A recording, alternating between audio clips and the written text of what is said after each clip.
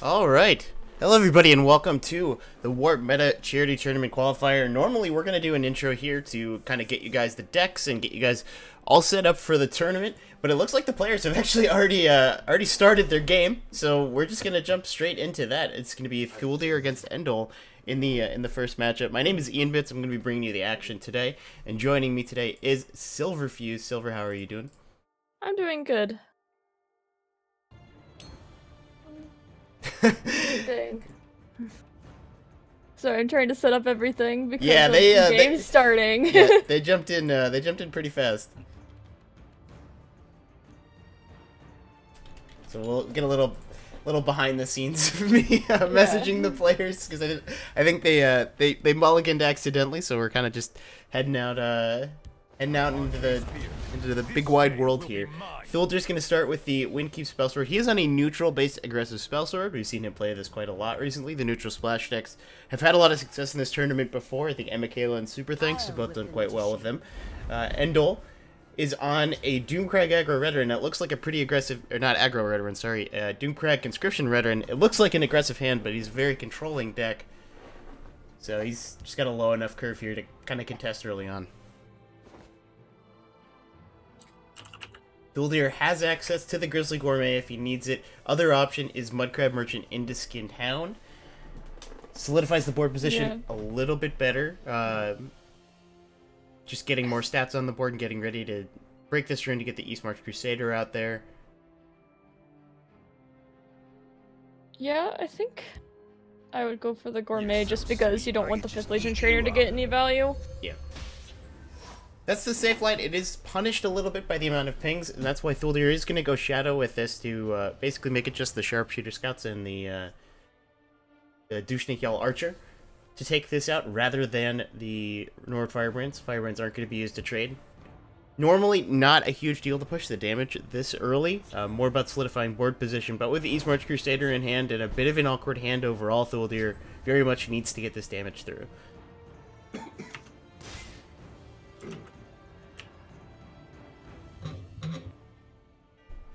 He is going to push that damage. Now looking at either one into one of the threes, we would assume he's March Crusader, but the draw of the Steam Constructor is going to change that. Potentially Steam Constructor just, again, putting the most stats on the board in the early game. Redoran can have some trouble dealing with wide boards, but having just seen the raiding party, maybe not as concerned about getting a wide board. It's just kind of protecting the board he already has. Fortunately, with the Skinned Hound, he has the ability to do both. Yeah, Skinned Hound onto the Windkeep here is extremely nice. Just having a 2/4 with Ward with Guard. Can't really ask for too much more than that. I don't know. I'm guessing Endol has some sharpshooters, or Halalo sharpshooters. Looks like he's running 2 of those. So that would be a pretty big punish. Ooh, goes ahead and adds the Guard onto the Gourmet instead. Yeah, wanting to keep that attack. And it's not... It's a very interesting line, considering he has the Yagrum Bagarn all set to go. It's something a lot of people, I think, don't do, but even just pulling back that 1-cost Spider is still putting a good amount of stats on the board, especially because he has the Mudcrab Merchant to go along with it. Attack! It's like another raiding party. Yeah. Will he decide to kill the Steam Constructor, though? If he does, it's actually an extremely nice line for Thuldir. Yeah, Thuldir would be ecstatic if he saw this go down. Oh, it's such a smart play from him, too, knowing that I'm okay with that dying. Yeah, needing to trigger this Yagrum. Very heads-up play. With the Mudcrab Merchant in hand to extend back onto this board to pair with the pit line, I don't think you need to worry about getting this out quickly, so I think this is still going to be the Yagrum turn. Putting the 2/4, the 4/4, and the 1/1 on the board is just a huge amount of stats Pretty for this disgusting. point in the game. Yeah. Redoran not the best at dealing with wide boards. Endol's got a lot of low-cost pings, so he has some ways to deal with this, but the problem is he doesn't want to be using these, 2 Firebrands to remove 1 creature. He wants to be using these Firebrands to cycle, or with Doomcrag to potentially knock out bigger threats. He's gonna get gassed out here pretty quickly if he keeps having to just use these Firebrands as low-cost removal, but if he doesn't, he's just not gonna stay alive any longer. Yeah, it's a tough spot for Indul for sure. And then Thulder has the Eastmarch Crusader to help out a little bit with his resource extension as well as Multicrab Merchant. So he's not too worried about his position. He's very happy, wide board. Knows that Redoran can't do much against it. You're always happy with wide boards against Redoran, generally. Even though they run a lot of the Form up. stuff like Pyromancer, you have Cradle Crush Giant, it's still, I don't know, it just feels very confident knowing that they have very limited options. You know they don't have Ice Storm, so Yeah. you're okay with it. Yeah, there's no blue in there, who cares? So Thuldir, another strong turn. Knowing the Firebrand's in the hand may be interested in trading the 2/2 and the 1/1 in to preserve the life on this 4/4, but no, he's just gonna fire it in. And this ward on the Windkeep is so hard for Yeah. Indul to deal with as well, so I kind of like preserving that. Ashlander Zealot is the pickup immediately off of the Praetorian Commander. Not actually gonna do a whole lot. Usually that's a very effective way to deal with some of these swimmers, but 1 mana 2/3 battle is not actually looking that strong here. He has access to the Dushnik Jarl Archer, Nord Firebrand, and the Zealot. But yeah, with the ring charge, he can go with the Endoral Mastermind instead of the Zealot.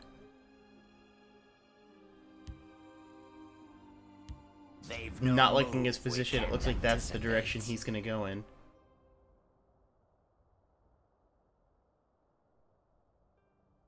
Yeah, really this hand for Indul, the 2 Praetorian Commanders, it's not what you want to see against an aggro list, it's something you want to see against a control list instead. It's so slow and doesn't help you fight for board. Yeah, the Praetorian Commanders have found their way back into the meta just a little bit, but still very, very awkward to get full value out of. Well, it looks like just about all he's going to be able to do. He can fire the Firebrand at the 1/1 if he wants to, and it looks like that's what he's going to do. Nope. Yeah, you could also bring off the ward and Ashlander at next turn.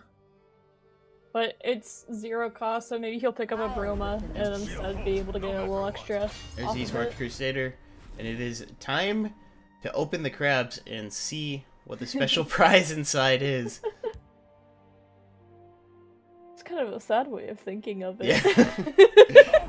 It's not sad. I'm thinking like when I did Toys R Us when I was a kid. You had the little chocolate eggs that usually had some stuff in there. I was more thinking of like before you eat it. I mean, maybe that too. The special prize. Little girl is the pickup. Yeah. Kind of not necessarily a whiff on both ends, but you probably would have much rather had the memory wraith than the little girl in this scenario, but can't give the little girl to Indul. Yeah, and unfortunately for him too is little girl most likely dies in most scenarios, but I guess Indul will probably be throwing out most of his hand this next turn. Ooh, Mudcrab is gonna overwrite. Read my lips. We're gonna see what we find out of that. Yeah. Is Light of the 3, which is a pretty fantastic pickup, but Endoral Archmage, oh, the 1 mana off, that's gotta sting for Indul, having just used his final ring charge with the Endoral Archmage. Had he not used that ring charge there, had he gone with the Ashlander Zealot instead of the Endoral Mastermind, Thuldir probably would have been forced to take the Endoral Archmage himself just to prevent the value from Indul's side. Now he's looking at the Gatekeeper. He does have Redoran Forerunner to pair with the Gatekeeper. If he wants to, he has the Nord Firebrand as well and the Ashlander Zealot, but just not really enough mana to do more than just those 2 things this turn. Yeah, a little more mana here would go such a long way. And it looks like he's probably not going to get it. Trying to decide if he goes Field or Shadow here. It is kind of a weird choice. Yeah. I think I like taking down the Pit Lion here just because it's the less damage on board. Oh yeah, I think the Gatekeeper has to go Shadow. I know a shortcut. I'll Yeah, the question I think was, where did he want the Runner and Forerunner to go? Oh, I think Nice. the Forerunner goes into pit lane every time. And I don't think you put it in the field, mostly because you just trade a Haunting Spirit into it. Well, there's something to be said about if this Gatekeeper doesn't do its job, you know, you lose the game anyway. You lose the game regardless if this Gatekeeper doesn't block off. If this Gatekeeper doesn't get its effect off, you lose the game anyway. So at that point, maybe divert resources towards the field lane. But he's just going to go with both in the Shadow. Hope this is going to work out. And then Light of the 3. Yeah, Light of the 3 is going to come down and punish that line.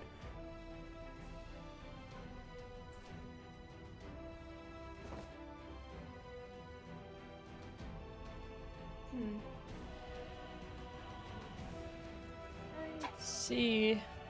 If you hit with the Spirit and play Light of the 3, that is... You hope for the Spirit roll in that case for lethal, but he's gonna take the safe line. Yeah. I think this is... Yeah, this is much safer. It's not even... I don't even know if it's safer. I think this is just, like, more stats on board. Yeah. This is just better. Yeah, it's just better. I think he was considering it, though. He didn't just play it right away. It's definitely safer, but it was less style. Yeah. So Thuldir's going to take that first round, and we're going to take a quick look at the decks in between the game. We just saw Doomcrack Inscription from Endo. We'll take one look at that before we say goodbye to it, because that deck has been eliminated.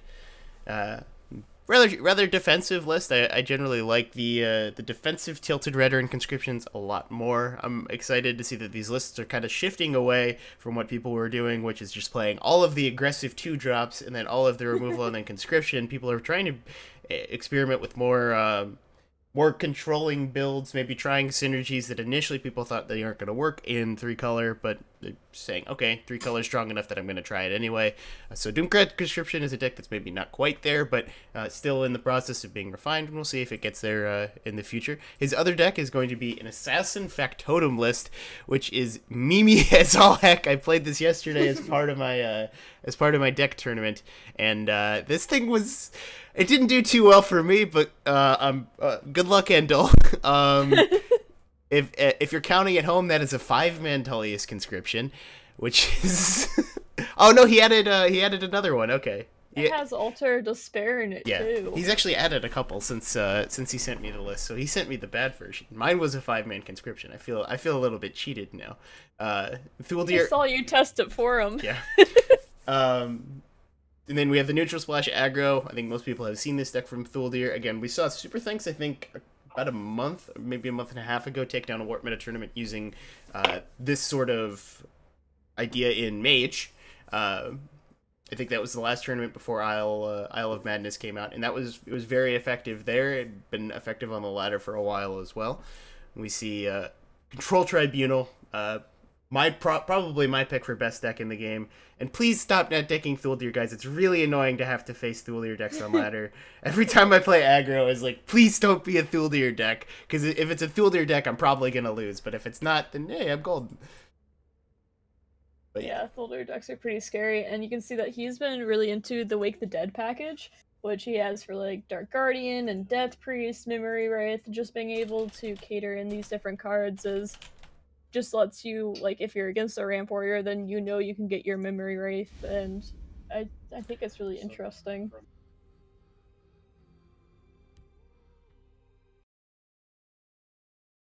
Alright, well, let's jump into the next game. I believe they are ready. It looks like they're already actually going, and Thuldir, not wasting any time. Did you hear that? Yeah, they're ready to go. Thuldir's already built a massive board. Yeah. This is what happens when you miss the first 2 turns against a token deck. And it has Catapult too. Yeah. And Dole does have the Fighters Guild Recruit ready to come out. Not gonna do a whole lot, that's just gonna eat a mud crab. Ravenous Crocodile is the pickup for Thuldir. That's just in the deck. I didn't actually notice that. Yeah, I didn't notice that either. Yeah, there's 2 of those in there. I guess for Catapult synergy, if the Catapults get stranded. I've always thought I've always thought Crocodile was a very underrated card. I used to play that card in mid-range Battle Mage all the time, and managed to convince a couple people that it was right, but... It's not a bad activator. Interesting here, though, when a lot of your stuff has 2 or less health. Go away. I was gonna say, but that's what I'd probably put it on. It's the 5th Legion. Ooh. First Rune Prophecy for Endel. I fall. It's a Fighter's Guild Ow. recruit, and that is a really good one to hit here. That hurts a lot. That's potentially a dead catapult.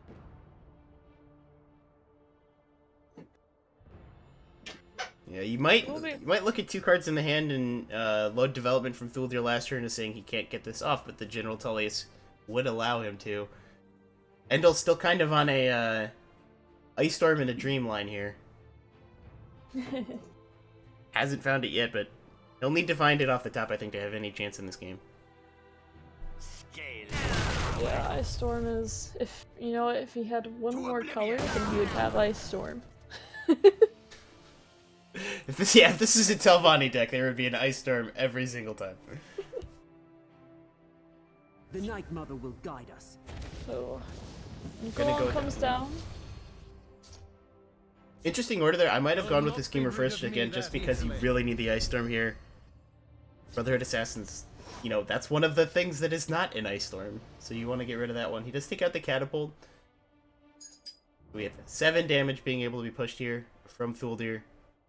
Putting as much as he can into the field lane to try and, I think, get this last piece of damage on the Ravenous Crocodile. I really think he's just going to need this Ice Storm. The amount of damage that he has taken and the hand that he has is just so unbelievably clunky. Yeah, it's pretty much about as nightmarish as you can get with the altars and conscription, the conduits, and Wrist Mother. Like, if he wanted to draw off your top and he succeeded on that, that really sucks for him.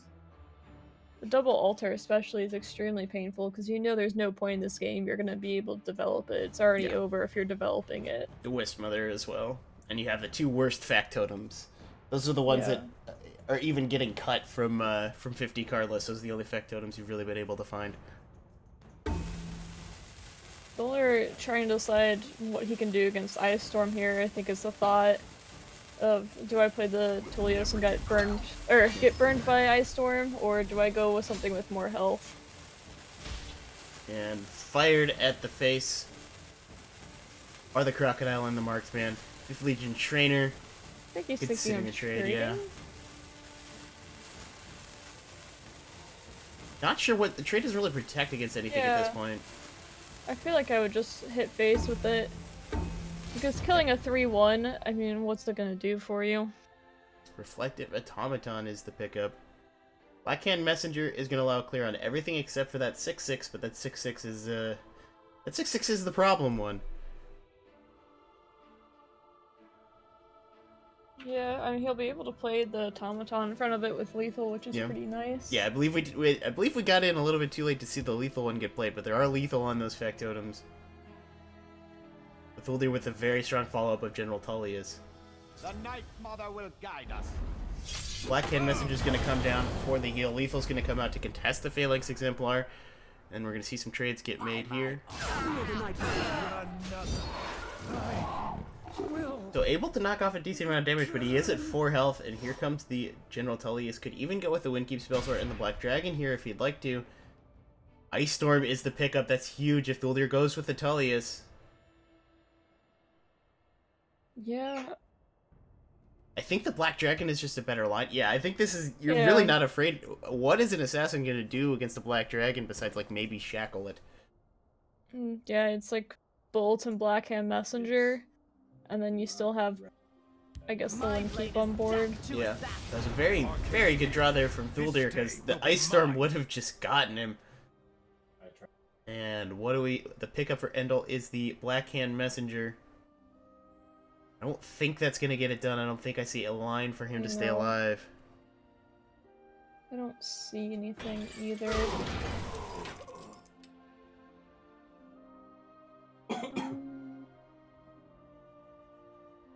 Yeah, because the symbol conduits don't have any guard. I don't see a line for him here. Yeah, looks like the max heal we can find on this turn is 6. 6 could get him there.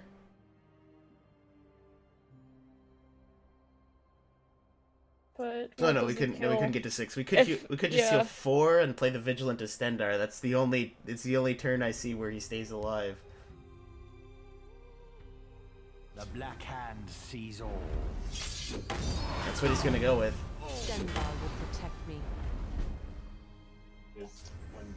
Winding Spirit is the pickup for Thuldir.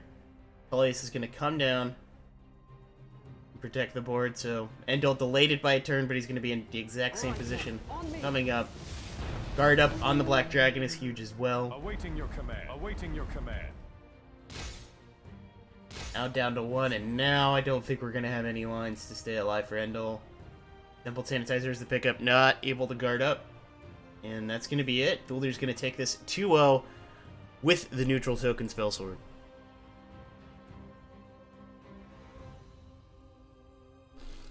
Yeah, Endel seeing if he can find anything like he found the delay last turn, but even then so, it just feels like it keeps delaying the inevitable. May Stendar Straight into the 2-2. It just even Alter finding a Harpy here isn't enough. You go up to 3, but you can only take 5 damage off the board. Just leaves too much.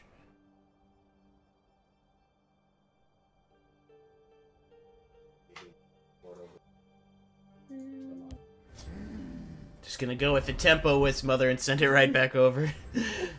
Thuldir's gonna swing in for the lethal.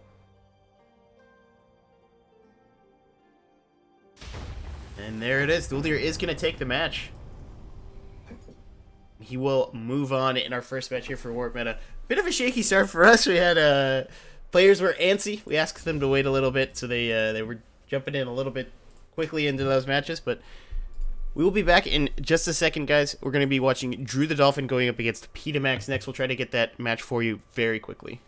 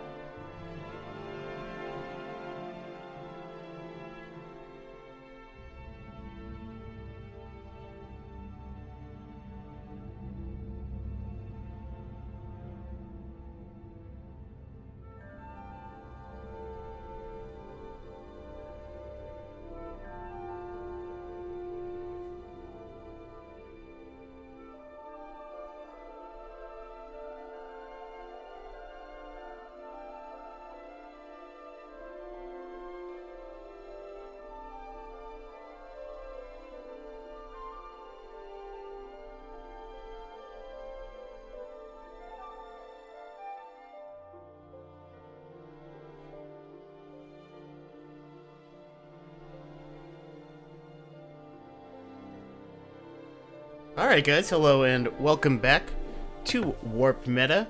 We're running the charity qualifier just to give you guys some details on what that entails. Next week we're going to be doing a charity tournament for the benefit of Charity Water. You can type !donate in chat to go to the donate page for that event. They're doing a Weekend for Water event and we will be participating in that. It will be 4 teams of 3 going in a round-robin tournament to see who emerges the victor. And this is the qualifier for that tournament. The top 4 today will move on and be the qualifiers for those. They will be able to captain a team, pick whoever they like, and then everybody gets to fight each other. So that'll be pretty fun to watch as well. My name is Ian Bits. I'm bringing you the action today. I'm here with Silverfuse. Silver, how are you doing? I'm doing good. Okay, so we're gonna take a quick look at the decks coming up. We have Drew the Dolphin and Peter Max is going to be our next match. Drew the Dolphin first. We're gonna look at his same lineup as last week. Wonderful ads. Look at these ads. The beautiful ads. Because of the way these decks were submitted. So enjoy those ads. We have the Prophecy mid-mage. We didn't get to see this in action. This was banned, but this apparently did well last week because he made it to the final up against Super Thanks. Very defensive, and then punishes for not going face and punishes for going face. I just love the build of it. I think it's very. This looks like a very strong deck for tournament play because you see a lot of aggressive decks. We also have the very, very aggressive. Assassin, basically just straight up aggro assassin running actions and burst and basically every trick you can to try and just push as much damage as possible. Petamax bringing a more Petamax lineup. He has the Abomination Scout, which we haven't seen in a while. I've talked with a couple people who think that it's probably just a boredom thing, less so than a power level thing. That this is probably just still a very, very strong deck, but one that Petamax is kind of the only person who still likes to play. And and then the Nixox Telvanni that we haven't seen in quite a bit.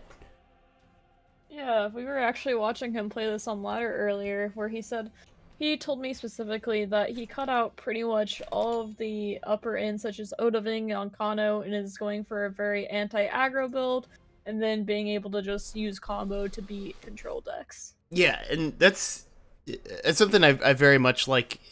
The one-of experiments, no on Kano, no Odahviing, just cutting all of that for anti-aggro, assuming that your combo is going to get you there against control anyway, I think is a very strong way to build the deck. And we'll see if it pushes through. The animation times since the new client have definitely been a bit of a problem for Nixox.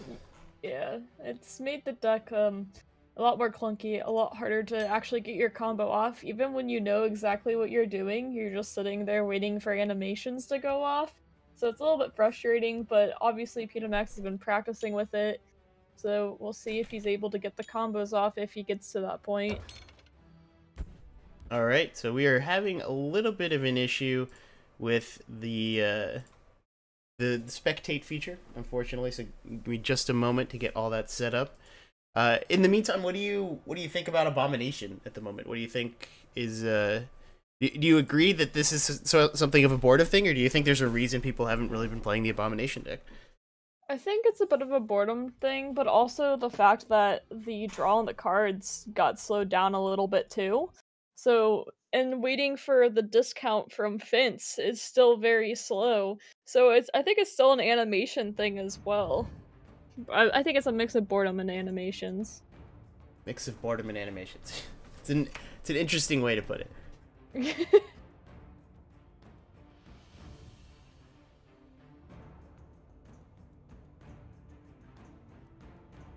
And it looks like they're in a game. Just getting... Haven't started yet. Yeah, for Mulligan. whatever reason, the client was saying that they were not in a game, so I had to do a quick restart, and now my friends list is gone. Yay! Everything is fine.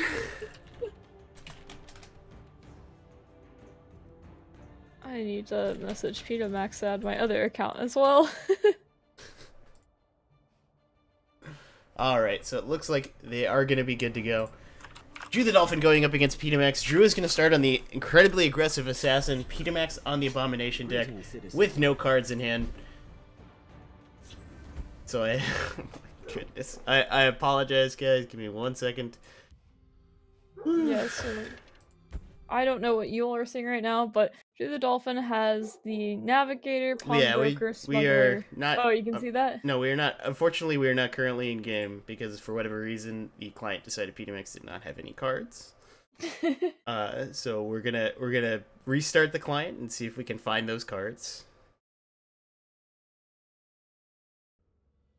So Drew the Dolphin played a Navigator in the Shadow. It missed, so that means he does not have an action on the top card.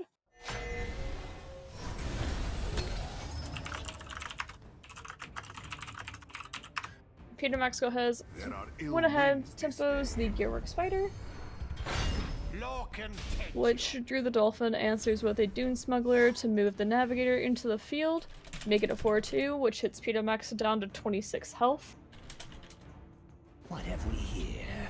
Peter Max draws All with right, a Thieves. we do appear to be back in.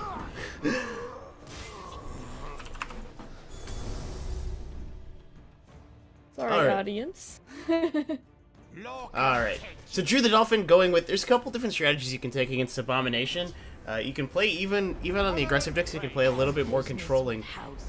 In this instance, he's not going with that. He's just going to try to jam as much face as possible and then hope that PDMX doesn't have the answers to deal with that. But the more cards you give to Abomination, the more likely they are to find those answers. We see the Thieves Guild Fence in hand now. Not too much else available for him, though. He's going to Shadow Shift that over and likely make this trade. But a little bit gassed out, hasn't been able to find the Disciple of Namira, which is the big thing that you're looking for to get this combo going.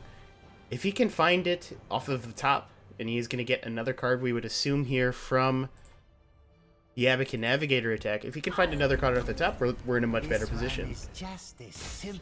Yeah, being able to sacrifice a Moon Sugar, he would just be able to go off after that. Trader is the pickup for Drew the Dolphin. My business is none of theirs. Navigator gets swung in. Nothing yet. We do have the Karthspire Scout able to search.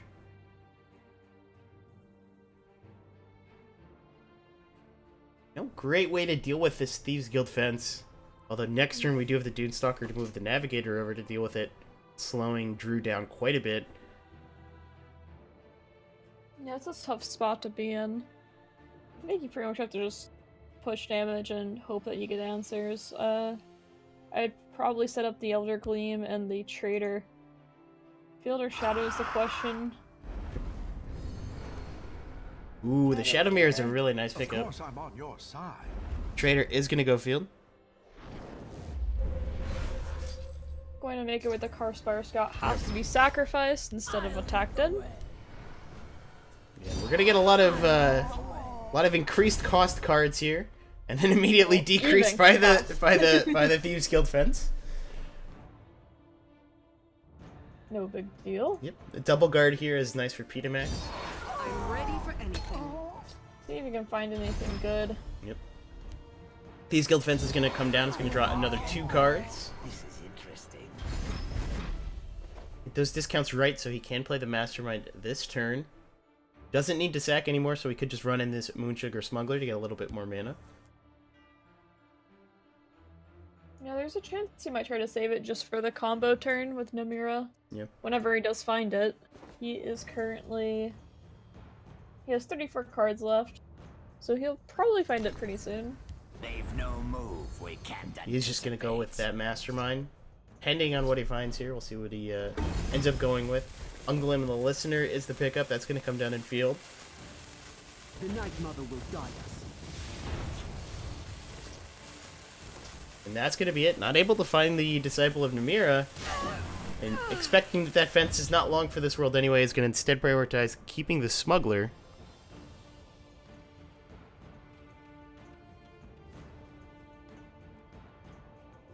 Yeah, a little bit surprised on that trade, but I guess it makes sense. I was kind of expecting the Dray Spy to come down just to try to filter more for the Namira, Yeah. but it must be saving it for combo as well, because he only has Yeah, 3 he- cards in his hand. Seen a lot of stuff get removed. Drew the Dolphin switching his game plan here, doing more trading that you might expect, seeing that PDMX just doesn't have the Disciple. It would have come down last turn had he had it. Yeah, seeing the fence disappear too, it's Yeah. gotta feel pretty nice as well. Shadowmere is going to come down and take out the Moonsugar Smuggler, so not much left for Petamax on board. No Namira in hand. He does have the ability to restock the lane. If he's able to pick up this Namira, he can do some things this turn, going with the Spy, Moonsugar, and Blackreach, but he'll be dependent on what the first couple cards to come off the Namira are, and not able to find it, so he is just kind of nothing to do here. I think we're going to have to play this Dress Spy and try to filter towards it, and hope that gets you there. Yeah, this could be just one of those games where your Namira's in the bottom 10 cards and you're just really sad about it. Now, Oh, never mind. he can't. That's next turn. He can't. Yeah. He cannot get access to that card this turn. He has no form of draw in hand. If he's paying attention, he knows exactly what those cards are for Drew the Dolphin. He knows that it's a Manic Jack and a Manic Mutation because it is the only double card in the list, and they haven't been played. And he knows that it is a random animal off of the second Elder Gleam Matron, so he knows no Bolt currently in hand. And he just wait. Yeah. Yeah, I think he just that's a bit of a concede line. Yeah, this is a hope that RNG carries me. No, I think that's just straight a conceit. Hey, you never know. You never know. Just get some prophecies and yeah. Most likely a concede line though. That's pretty painful. If the Namir would have come a couple turns earlier, would have had that. And of course the first card is indeed a journey creature. There are like 7 of them, I think. But Drew just in too dominant a position at this point. The Namiro is 1 turn too late for Petamax.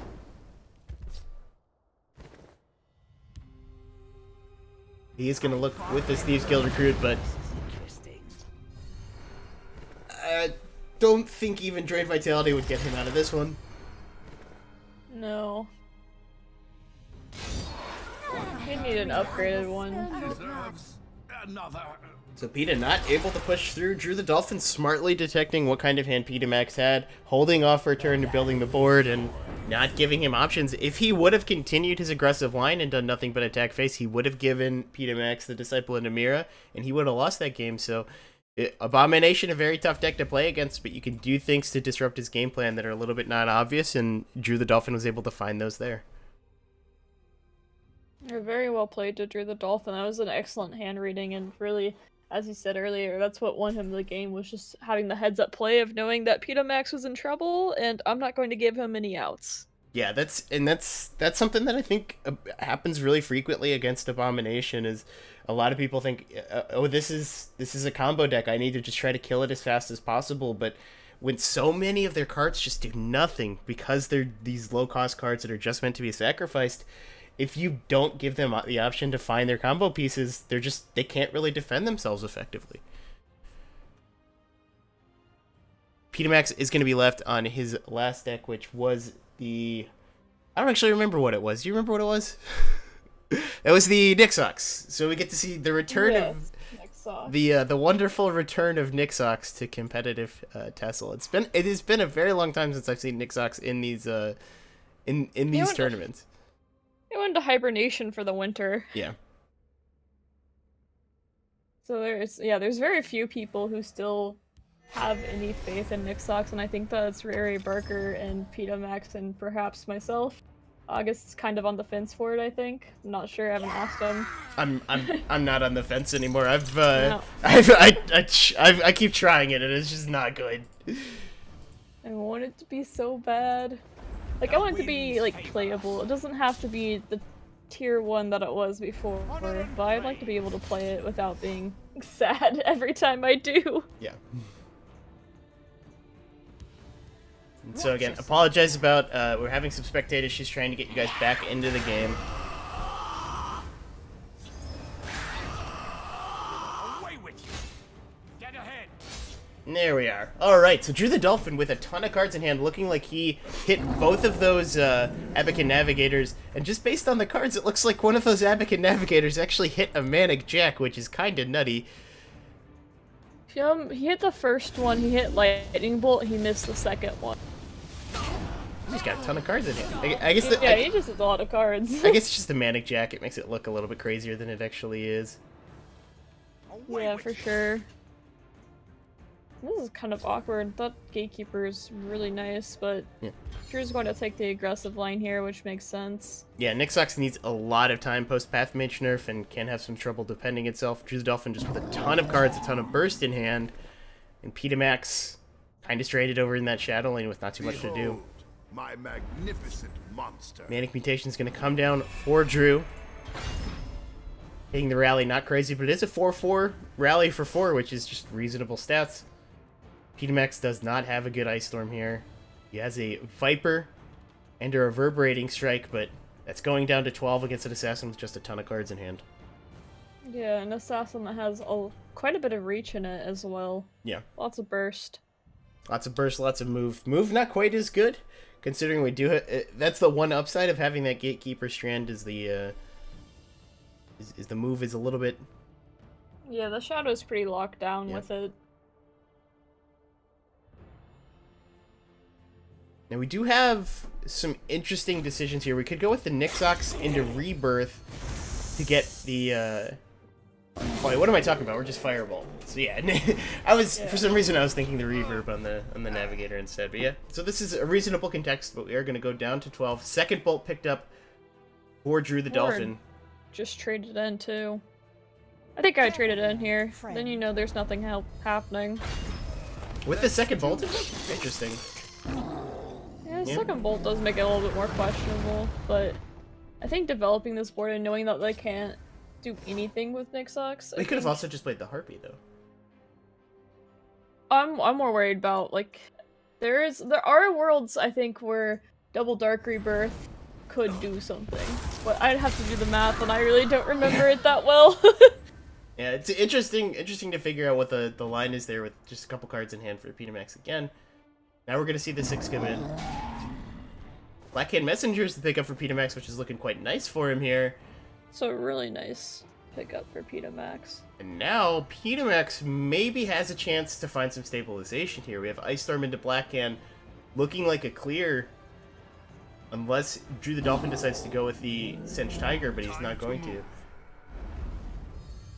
So a lot of Gnarl Rootbenders in one game. He's able to hit all 3 of them. Drawing the Lonith, usually a bad thing in these sorts of matchups, but not actually the worst thing in these aggro matchups because Petamax is playing the 1-of copy of Cruel Firebloom. So he has that emergency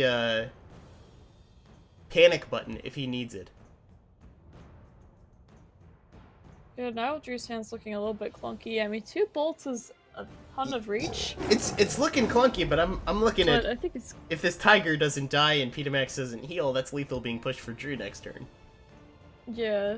You need to see a Viper or a Necromancer into a Viper here. Yeah. Sanctuary Oh, Pet is Sank Pet. fantastic as well. Sanctuary Pet is a huge draw. It is just going to kind of delay this a turn because the Dunestalker is in hand for Drew the Dolphin to run away from the kill on it, but definitely what Petamax needed to see there. I like protecting. Yeah, I like using that Reverb Strike as well. Shadow Shift is the pickup. Corner Club Gambler is there potentially to be used on this Dunestalker, now that the Dunestalker has kind of been replaced by the Shadow Shift in terms of value. Care to make a friendly wager? Floating 6 Magicka does not feel good there. No, it does not. Experiments is picked up for Petamax. That could be a potential for a lot of healing in the future. Yeah. I'm not thinking about the future. I'm thinking about now. I'm thinking about experiments on this Really? Corner Club into Uprising next turn. Because I don't like You any. mean onto, yeah, experiments to kill the Corner Club? I think I'd wait on it. It's just like, what else are you doing? You don't have a turn next turn either, is the problem. And there is not actually going to be a next turn, because Drew the Dolphin Yeah. is just going to swing in for the lethal here. I think as Petamax, I think I still would have held it, but of course we know from the hand that he Yeah. needed to play it in order to live and then play Uprising next turn. Actually, I think that probably was the line just because all that healing with the Uprising the following turn, that's actually insane. Yeah, it's just, well, it's deal 6 and Deal 6 Heal and, for yeah, deal 6. 6, heal for 6, and then whatever. It still leaves you a decent amount of mana A to play the Dark next turn. Rebirth, I think, would have been available too, because I think he still had a ring charge as Yeah. well. But Nixox just not able to get its game plan going fast enough. The Assassin able to finish off the job. And Drew the Dolphin's going to be moving on. 2-0 on that Assassin against the slow decks of Petamax. And well done by Drew. Was able to take it again, and looks like he's poised for another deep run into this tournament.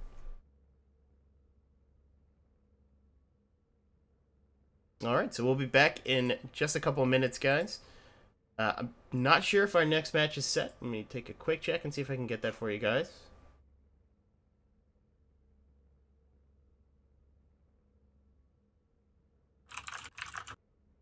Do not believe our next match is set. So we will likely be giving you guys some bonus coverage. We may give you guys a full match depending on how this ends up shaking out, but we'll be back in just a couple minutes.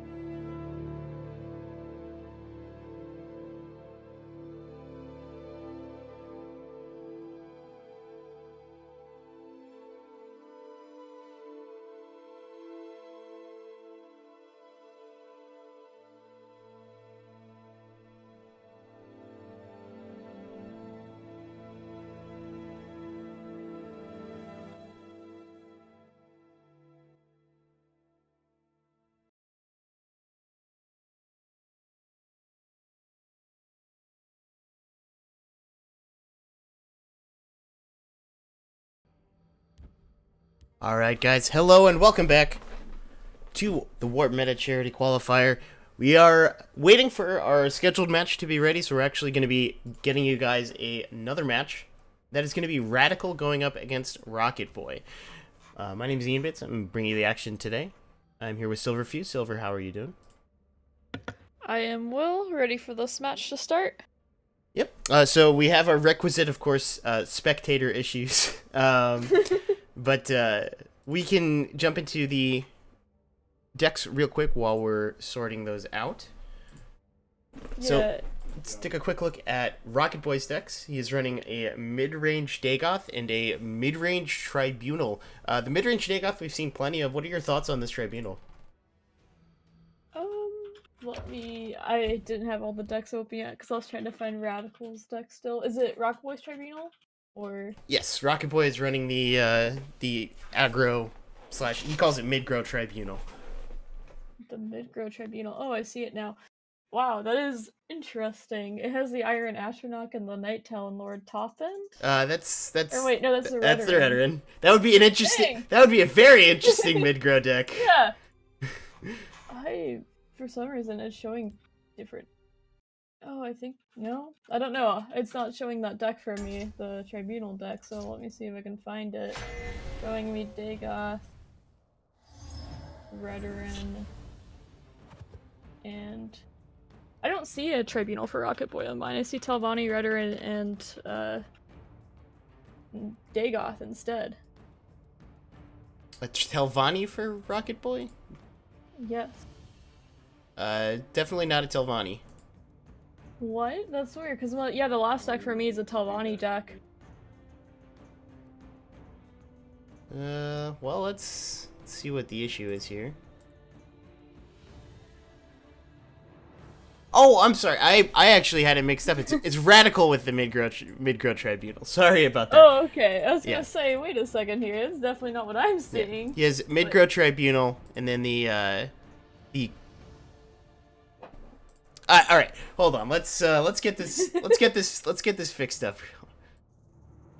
All right. So Rocket Boy hashtag production. All right, Rocket Boy's well today. yeah. All right, so let's reorder these.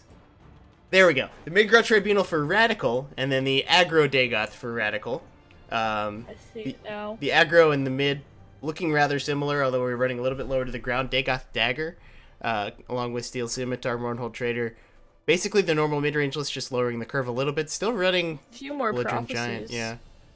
Yeah, 12 Prophecies isn't too crazy for 75. It's equivalent for 8 and Yeah. 50, which isn't particularly high density. And he's got the mid-grow Tribunal, which we've been staring at for a while. So let's take a look at the mid-Dagoth for Rocket Boys. A little bit heavier, but not considerably. Just running the Cradle Crush and the Telvos mostly is the major difference there. Running Fighters Guild Recruit, which you don't usually see in the mid-range lists, but he's running with it. And then he's got the Conscription Shrine Telvanni with the one of Crucible Blacksmith. Yes, I like it. No? Wait. Yeah. See running Minter's Ring in it? Trying to find the list of it. Yes, he is running Minter's Ring. Oh, which makes sense of what you would be pulling. No fork. Is Minter's Ring the only pull option for items? Looks like it is, yeah, just the Like one of it. Minter's Ring. Just to guarantee you're getting it when you get the conscription out. And running Red Brahmin and Nola Neth, which I don't mind that at all. I think Red Brahmin's really, really good. Yeah, pretty standard overall. Got the shrines going, Piercing Twilight. No fire bolts, went for Cruel Fire Blooms instead. Yep. Alright, so it looks like we should be good to go. Hopefully, the client is going to behave itself. No guarantees. We may need to hop out here and again in a second.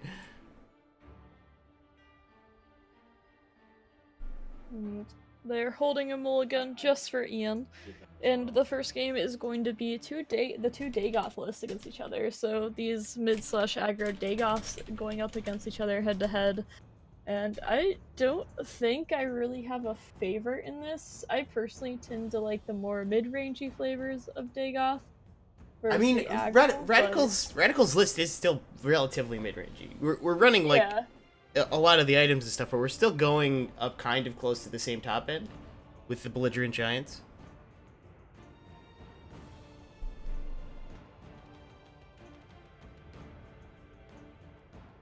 And I am going to let Radical know that he can mulligan, that we are ready for him. He's still holding it. Yeah. There we go. And we're ready to go. Does he have a hand on screen? He does! We did it!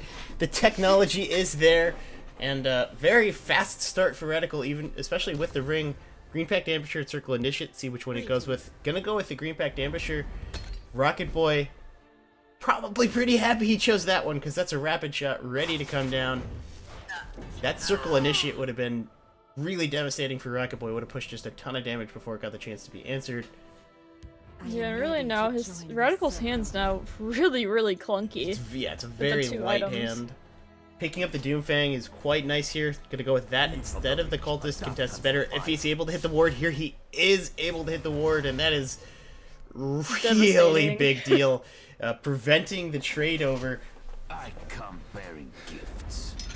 Here comes the Steel Sword and the Steel Scimitar. And off to the face we go. Rocket Boy able to pick up the Ward Crafter, Sentinel Battle Mace. Ways to deal with this. Vigilant Ancestor if he wants to go with that, but so many options, yeah, really. You couldn't fault him just for going with the Battle Mace, knocking it off the board, knowing your opponent's hand is as light as it is.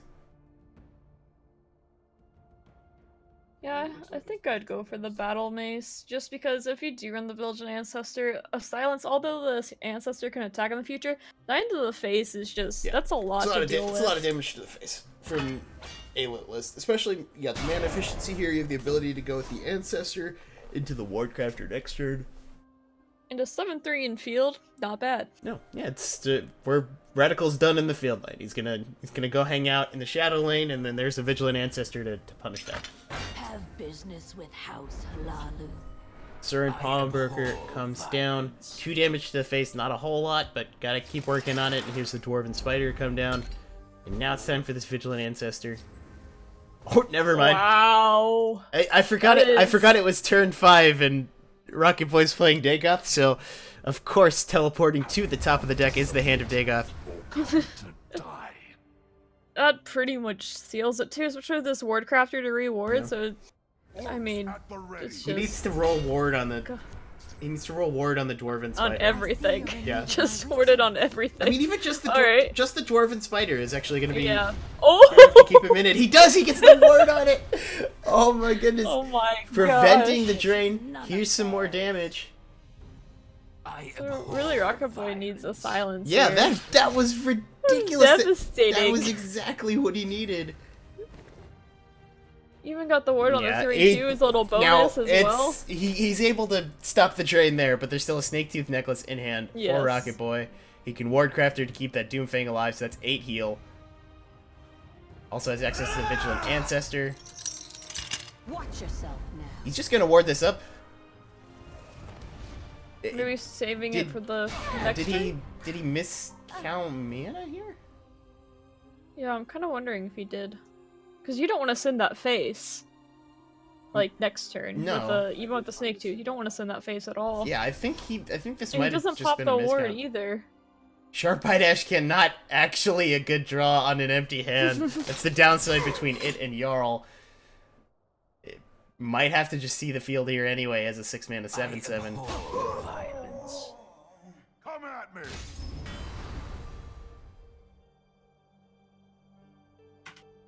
So many cards in the hand for Rocket Boy. Radical can't really rely on this Ashcan to get him enough fuel to finish out the game. He's just gonna have to play this. Nope, he's gonna hold on to it. I think you would have to tempo it in the shadow. Probably just over the 1/3.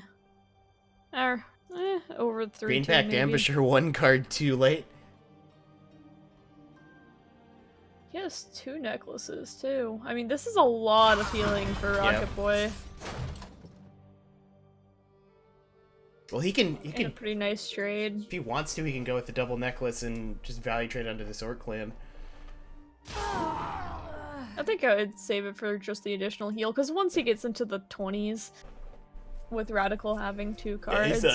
He's not super scared. He may be thinking this is a Bolton hand for Radical, but That's probably what I'd be thinking. Yep. Maybe the Ash can. I mean, it'd be one of those two for the most part. I am definitely surprised not to see that Ashcan get played. Just as 6 mana 7/7 is a whole lot of pressure, and giving your opponent basically Yeah. a free turn to do whatever the heck they wanted. Even though you're going to be getting cards, you just kind of lost the tempo so much here that I'm not sure if you're going to be able to take this back.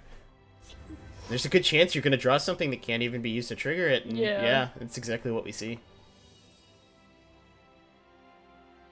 I mean, yeah, he can't even kill the hand of Dagoth here either. And this looks like it's going to be it for Radical. My business is none Going of back to theirs. turn 1, the Grotwood Just give me Ambusher instead of the Circle Initiate ended up being a really big deal. Yeah, it's insane how on some of these aggro decks that you actually can just lose them first turn. One decision is just, it's insane. And then, of course, Rocket Boy having the answer that he needed to. Yeah. I mean, there's still a chance, even with this next turn, that Radical won't draw what he needs, and even if he does draw a 2 or a 3 drop, that's an extremely slow turn where Rocket Boy has all the answers in the world. He has 2 necklaces, and of course he's going to get this Ash Berserker going, where he draws pretty much infinite number of cards between the Gambler and the Ash Berserker. But the Hand of Dagoth is finally gonna die.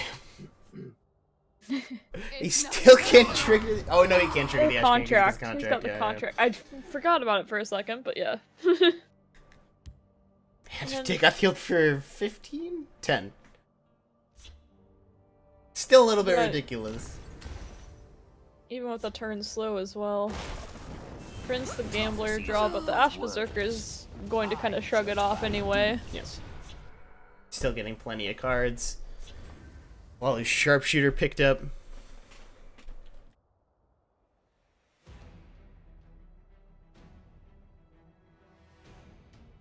Rocket Boy doesn't really have exactly the follow-up you'd be looking for here. It'd be really nice to be able to play a Snake Tooth Necklace and like a Blood Dragon and a 2-drop, for Yeah. example.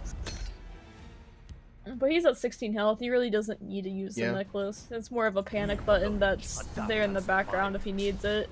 Yeah, not thinking there's a chance of dying here. There actually is a small chance, but it would have to be a 3-card combo. Yeah. Which currently Radical does not have. Be Swift Strike and something to deal the last 2 along with the Silence. Hand of Dagoth picked up for Radical. Gonna push in. If he's pushing to 15, I'm actually interested to see he didn't use the Snake Tooth Necklace there rather than play the extra Doomfang. Yeah, I think I would have just to be safe. If I'm gonna push damage, I would be worried about Swift Strike, and Bolt does Yeah. it too. Like, that's just the game all of a sudden. Yeah, here's the Belligerent Giant gonna come down. He's gonna flip the Doomfang ally.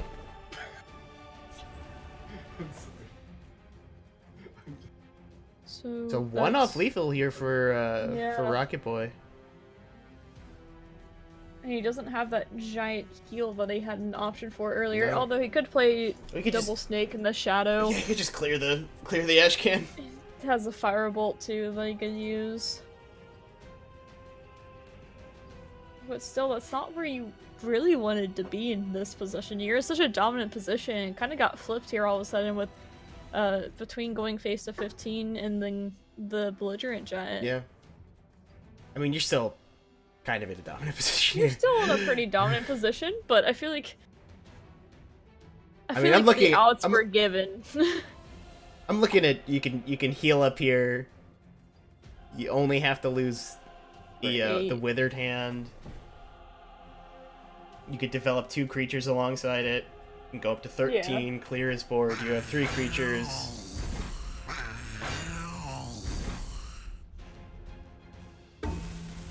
Goes with the double Snake Tooth just to be safe here, which is going to prevent a little bit of development. Probably not the end of the world for him here, though.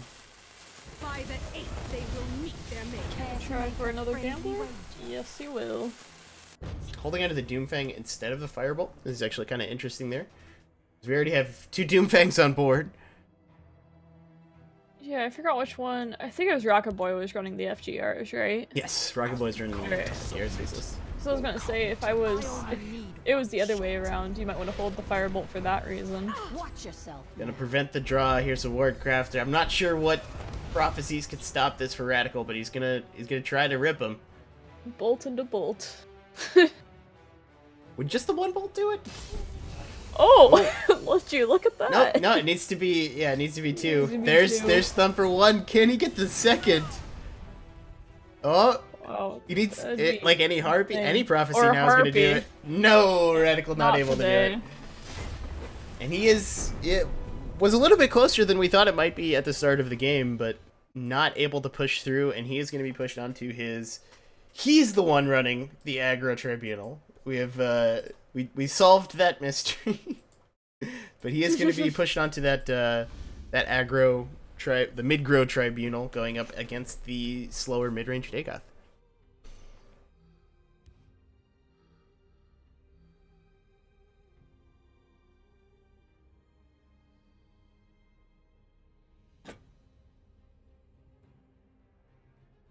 So how do you feel about this matchup? I honestly don't know, because I don't know what the... I mean, if one of the decks is...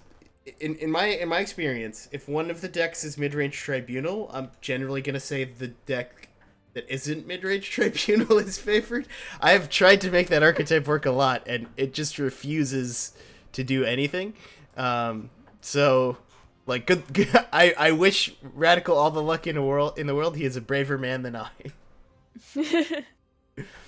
Yeah, I mean, it's one of those decks that I definitely feel like it has to prove itself before I'm going to really respect it. Yeah. And it hasn't quite done that yet. No, it's something you basically never see in like any sort of tournaments. Because you're starting to see people even move away from like mid-range Sorcerer. And I think most people would count mid-range Sorcerer as better. Mid-range Yellow has been just in a weird space for a while where the only thing it really does well is be defensive. Like the defensive prophecy stuff. Yeah. Because like mid-range Mage isn't good, mid-Monk isn't good, mid-Crusader isn't good, mid-Spellsword isn't good. Like Yellow is weirdly enough, even though it has Hive Defender, one of the worst mid-range colors. So kind of just drags the Sorcerer down a little bit. Yeah, well, even when you look at his list, there isn't much yellow. There's 5th Legion Trainer, Eastmarch Crusader, Cloud Rest, Dawnbreaker, and Divine Fervor from the aggro cards. Like, Yeah. that's not much. Yeah, he's not even running the Hive Defenders, which I would think would be one of the main reasons you would go with the Tribunal, because of how well that can protect the early boards. But it's interesting. We'll see how it does. I'm talking so much smack about it that it's like virtually guaranteed to win at this point. Yeah, pretty much. That's how it works. If you underdog something, then it's going to win just to prove you wrong. Yeah. And for once, it looks like I don't have to restart the game. So. Yay, spectator. We did it. The technology has been perfected.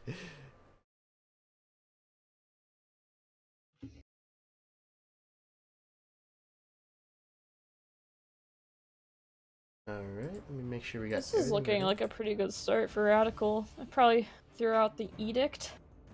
He has a 5th Legion Trainer and a Wind Keep, which is, that combo together is extremely nice. Rocket Boy goes for 2 Mole, keeps the Ward Crafter, tosses the others. Are you good, Ian? Just getting everything set up. Alright, because I'll tell Radical when you're ready. Friends list is actually working for once. Okay. I was able to tell him myself. Yay! I was shocked too. I was honestly blown away. I like Radical's start here quite a bit, besides the fact he did not roll the ring. Ooh, that's a rough... That is one of the most interesting hands you could see from Rocket Boy, because, like, Wardcraft, your Daggerfall is the dream start, but the amount of times I play mid-range blue and you just get stuck with these double bolt hands, and eventually that catches up to you and you have to take this weak turn. 2 bolts already in the hand for Rocket Boy could present some problems moving forward. Definitely could. He would like to find a Corner Club Gambler or something here, just to try to get some more things to work with. My RK Spear. This day will be Here mine. comes the Windkeep Spellsword. Snaketooth Necklace, maybe not the pickup he was looking for, but we get the Daggerfall to come down and contest. And if he ends up having those awkward turns with Lightning Bolts, he now has Tome as a curve filler. Yeah, and because Well, both these decks actually, are he's a not gonna. little- He's not actually gonna have the tome. Never mind. Yep. There's the Yeah. Sorcerer's Negation. 75 cards. They always have it. every time, all the time. And only one play here for Rocket Boy. Now we're getting a little bit awkward. Yeah, Rocket Boy's hand's making my chest hurt a little bit just looking at it. I'm like, oh Yeah. my. The double 5th Legion coming into Sarioni next turn. Yeah. Rocket Boy needs something right now. He does at least have something to do with his bolt. The Ancestor is... Oh, the Ancestor looks good here, but the Dawnbreaker is just ready to go. Oh my gosh. Oh, maybe he's rethinking it. You just got negation from a 75. Yeah, he's going with the bolt. He avoids... 75 card yeah. deck consistency. He avoids the insane blowout. Yeah, that And would now, have theoretically, you been might so even be hard. tempted to go with the Dawnbreaker here. Even though Sarioni is available and you have the board-wide buff, just because of curve efficiency, maybe get a chance to use the Sarioni to fully exalt. And Rocket Boy would be ecstatic to see that. Yeah, because really, with the Dawnbreaker, you're thinking Village and Ancestor, and then after that, It's not a whole I lot, mean, yeah. that's about it. But he is.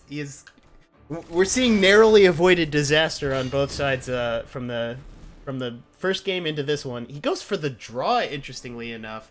Not going for the buff, gonna lose the Windkeep Spellsword. Not happy with his hand, I guess. I think I like the draw here, because really Dawnbreaker is slow, but now he can tell Voss into Mighty Conjuring. Oh, never mind, there's a different answer. Yep, never mind. We're gonna do this instead.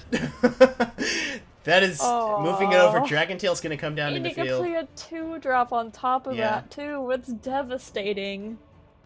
Trying to decide which one he plays the Dawnbreaker Oh, on, too. oh, okay. It looked like he was about to send that Sarioni, and I was kind of scared. Nope, there's the Dawnbreaker.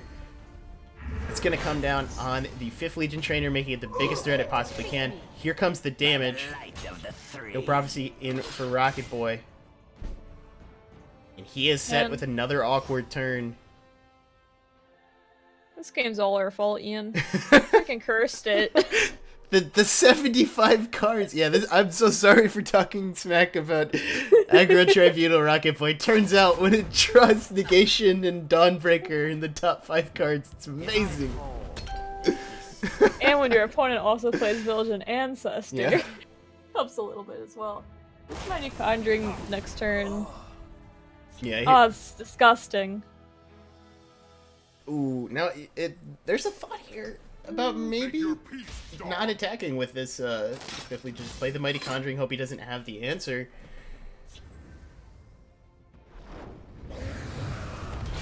But no, he's just gonna.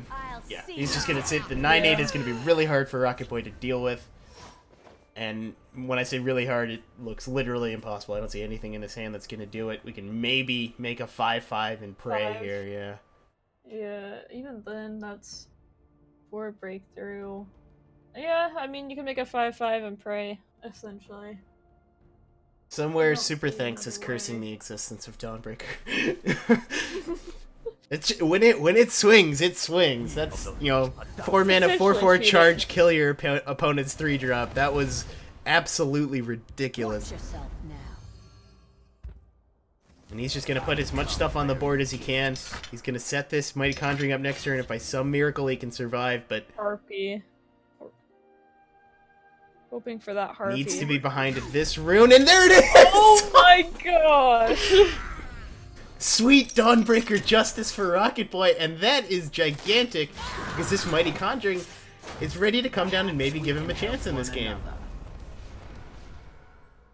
This Never whole mind. game feels a little bit gross, honestly. Yeah, it does. It really does.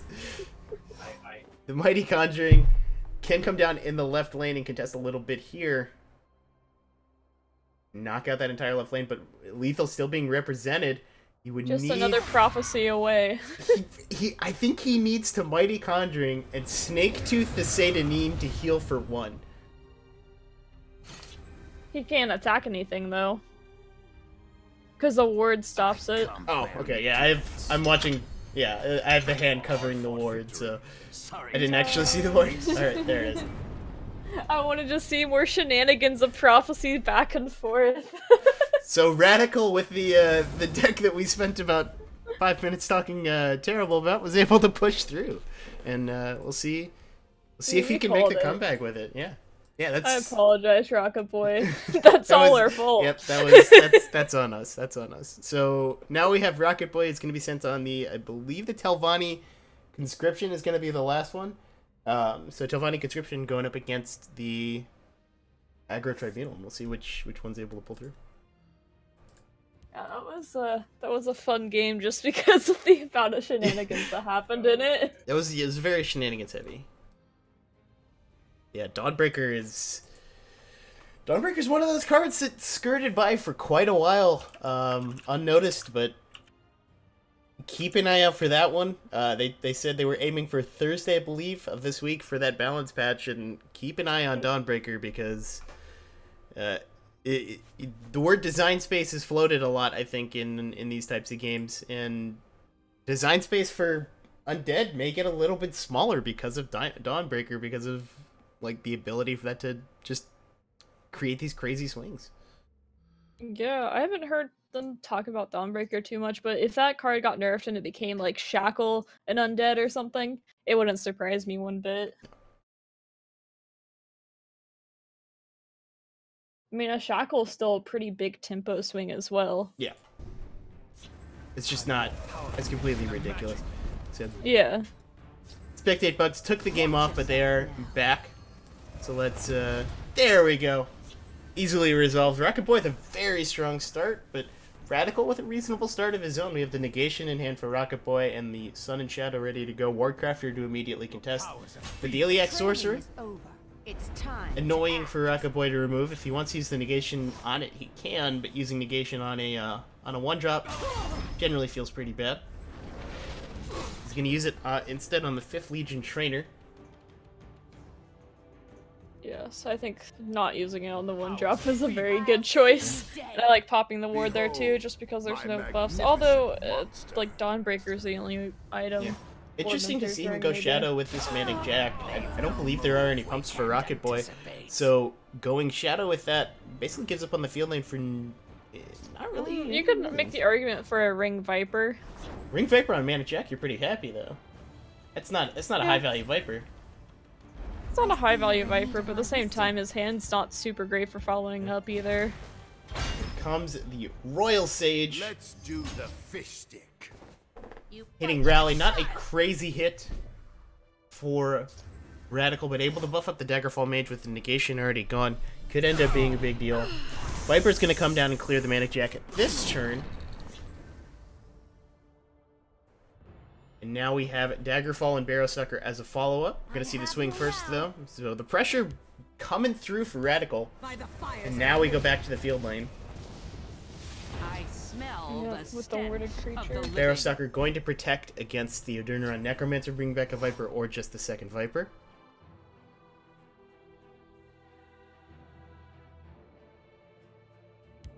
And looks like Rocket Boy is going to filter and see if he can find some more answers here. He might throw a Cruel Fire Bloom down just to see what he gets. Going to yeah. He's going to have to dig and see what he can find here. They've no move we can't anticipate. Very Ice Storm resistant board as well, so not really sure what he's looking for here. Sorcerer's Negation would be nice, but Tullius Conscription is... I am a little shocked to see him take that over the Adurneron, or over the Viper rather. Yeah, he doesn't have any ramp to get there quicker either. Like, that's a long time away. And you already have the Sun and Shadow in hand, so if you really need to, you can use that. Edict of Azura picked up for Radical. I hate this crowd. High King Emmerich is going to come down and knock out the Barrowstalker, and some more damage going to be swinging. Rocket Boy very much behind the 8-ball here. I think he's going to need a Prophecy to get back into this game. Radical's not even going to give him the option. Wow, that's extremely rough. I mean... Oof. Guess maybe a Twilight here. We must count going for the Sun and Shadow, maybe an Ice Storm or a Negation? I'm not even sure what you would pick up here. Like anything. Negation for the Daggerfall. Perhaps. I I mean, he has I'll the rip Edict them of to shape. Azura here too if he wants to use it, decides not to. Just gonna put I have you now. all of that in. He's gonna play around. Guess like negation ice storm here. He has the ability to play around kind of whatever the heck he wants. Yeah. Using Edict, I guess, to remove a last guard for the last bit of push or something. Yeah. And Rocket Boy is 1 damage off of the full clear here. That 1 damage is crucial because the one that would live would be the 5/1 Emmerich and then coming in to swing for lethal. So, is there an out here for him? Well, he could negation Ice Storm and then he has a 5/5 left. Oh, yeah, what am I saying? There's 5 health left. Yeah, if the five health makes that a bit of a non-starter. Yeah. Can you do anything with Necro, bringing back like guards or anything? The fact that this 5/3 is waiting to attack as well, I'm not sure there's an out here for Rocket Boy. Yeah, I guess negation Ice Storm's still I mean, your best chance. in theory, double guard will get you there because you can't, like, you have the it'll eat the Emmerich and the Dragon Tail, and then you have 5th Legion and Daggerfall coming in, and that's only 4, but we know that there's an Edict in the hand for Radical ready to punish that. So guard's not going to get him there. The Skin Hound is going to be nice. It's nice in theory, but we know Yeah. the answers are there. Answers are ready. Down comes the I negation. smell the stench of the living. And this is going to be it. That's Edict's going to come down insane. on the Sun and Shadow. Dragon Tail's going to take the other one, and talking smack about Aggro Tribunal has awoken the beast. And Radical able to reverse sweep with the Midgrow Tribunal, and he is going to be moving right along. We're bad people. I'm so sorry, Rocket Boy. What have we done? All right, so that's gonna take care of that. Let's take a quick look at the bracket for you guys before we head to break.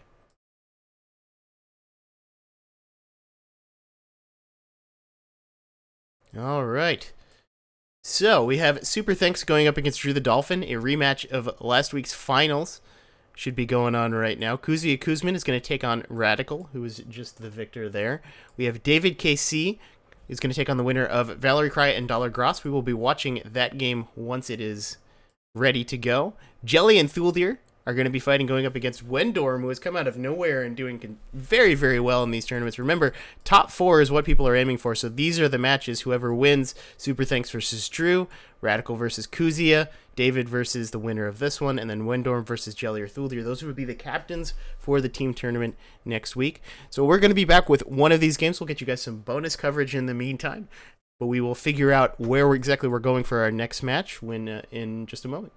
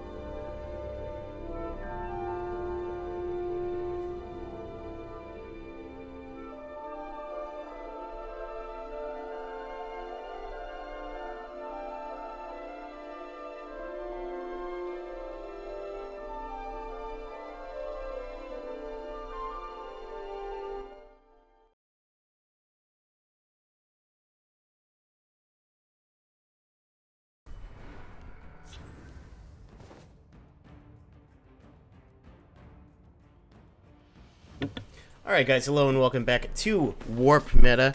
We are running the charity qualifier. We are waiting for the bracket to catch up to one of our scheduled matches, so we're just gonna take a watch of the end of Jelly versus Thuldir. The series is tied 1-1. We just saw Jelly take down Thuldir's Control Tribunal with her Conscription Redoran, and now Thuldir is going to be on his aggro token neutral spell sword to try and finish off the series. Again, the series is tied 1-1.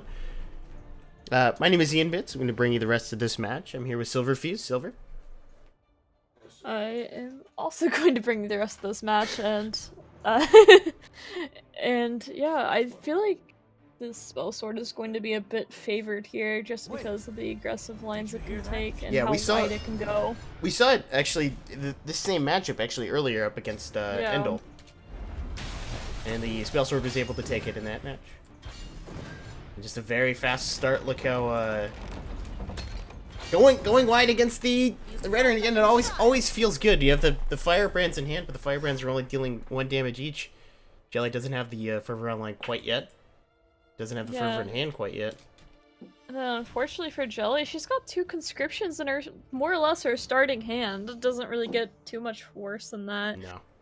Although she has kind of a cool clear here to an extent, where she can play a firebrand into the 2-1, and then a firebrand into the shadow, and then use the Penitentious Oculatus agent to steal that charge, clear off the 1-2, and then you have 3 attack in the shadow that can contest this. You do have to agent you trainer. give up the attack on the second firebrand by doing that, but does clear a little bit more damage. And leaves up the damage, or leaves up some creatures as well, which is pretty nice. Yeah. So this hand is, ugh. It feels so bad. It's like, why can't I have Ice Storm, Redoran plus Ice Storm? You can. It's just that'd called be so yeah. gross. You can. It's just called Tribunal. Or Telvanni, take your pick. Gonna swing into the 2-1, and then Raiding Party is gonna be the play instead of the Penitentious Oculatus. Just gonna stockpile some more resources. Hope to find some sort of something swingy here. It's some sort of AOE, some sort of prophecy. Really, a 5th Legion trainer would be really nice. Fervor would also be nice here. I'll take them with me. Yeah, Or Clan Fervor would Captain be in the deck for excellent. Jelly. There's a lot of buffs, and being able to find one and then strand that catapult Yeah. would be fantastic. With 3 for her. firebrands in hand, you're also maybe a little bit afraid with the Ravenous Crocodile to hit the 5th Legion. I think this is going to come down on itself run the catapult. Told her, thinking about the catapult here, decides to go for it. I like that. Shrine is not the pickup that Jelly wanted. Not hurting for cards. In same position as last She's gonna year. get plenty more too.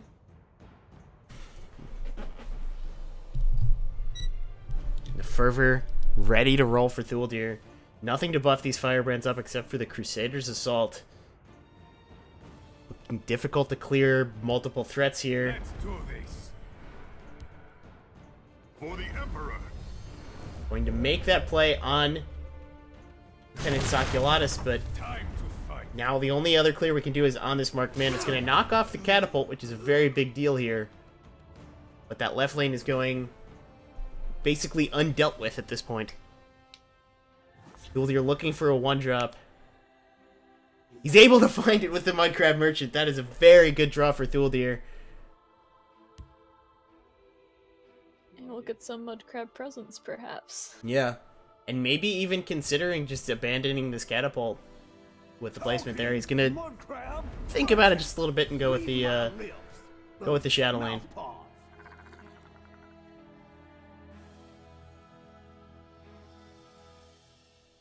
Interesting to see what he picks up. Taking a bit, making sure he chooses the right card.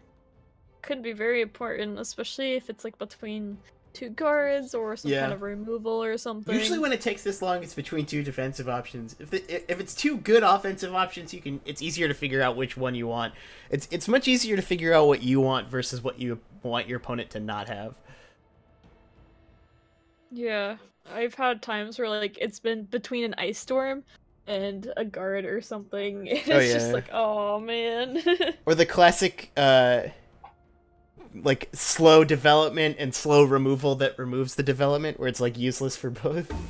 Yeah, like an aspect of piercing. Oh no, this and was an oh, it edict. actually looks like it was a choice between two actually solid options here for Thuldir. The Glenumbra Sorceress is a very legitimate option against a deck that maybe struggles with pings, and the Skyforge, a very solid offensive option in its own right. Back to Jelly, another turn where the development is just kind of awkward. Yeah, the 2 conscriptions just clogged up her hand. Like, if those would have been any kind of 2-drops, like Brumas or 5th Legion Trainer, just any kind of buff, this game could potentially be very different. Yeah, if we were able to find, like, any buff, I think, at this point, with she took the turn to do the raiding party and develop the hand of resources, but just wasn't able to find any way to use those resources well.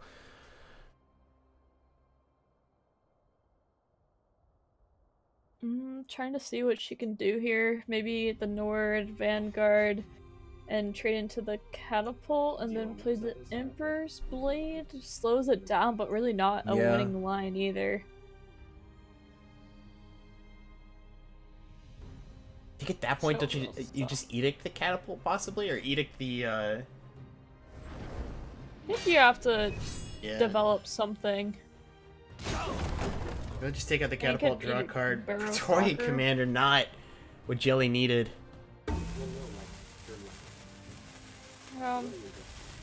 Perhaps Barrow Stalker in the field.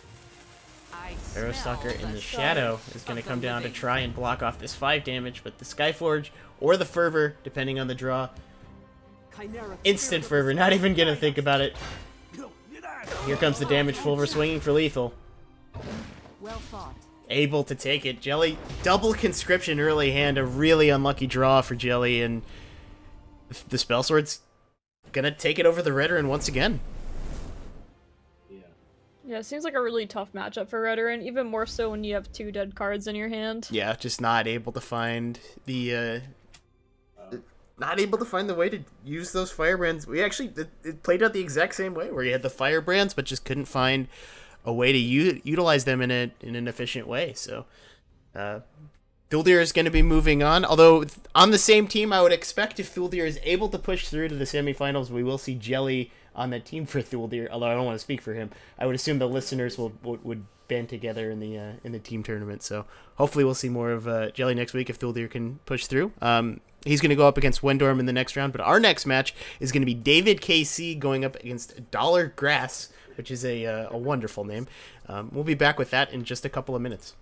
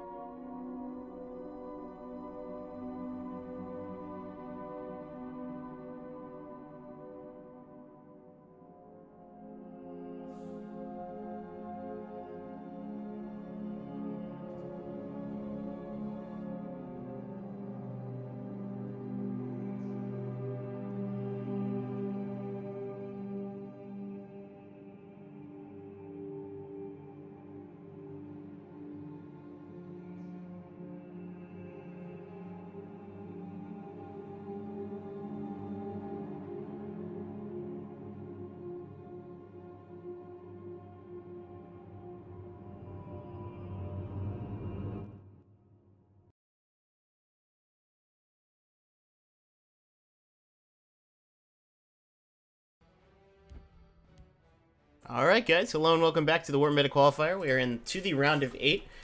Once again, we're looking for the top 4 finishers from this tournament. So the top 4 will be able to participate in the charity team tournament next week. The winner of this game will be one of those 4.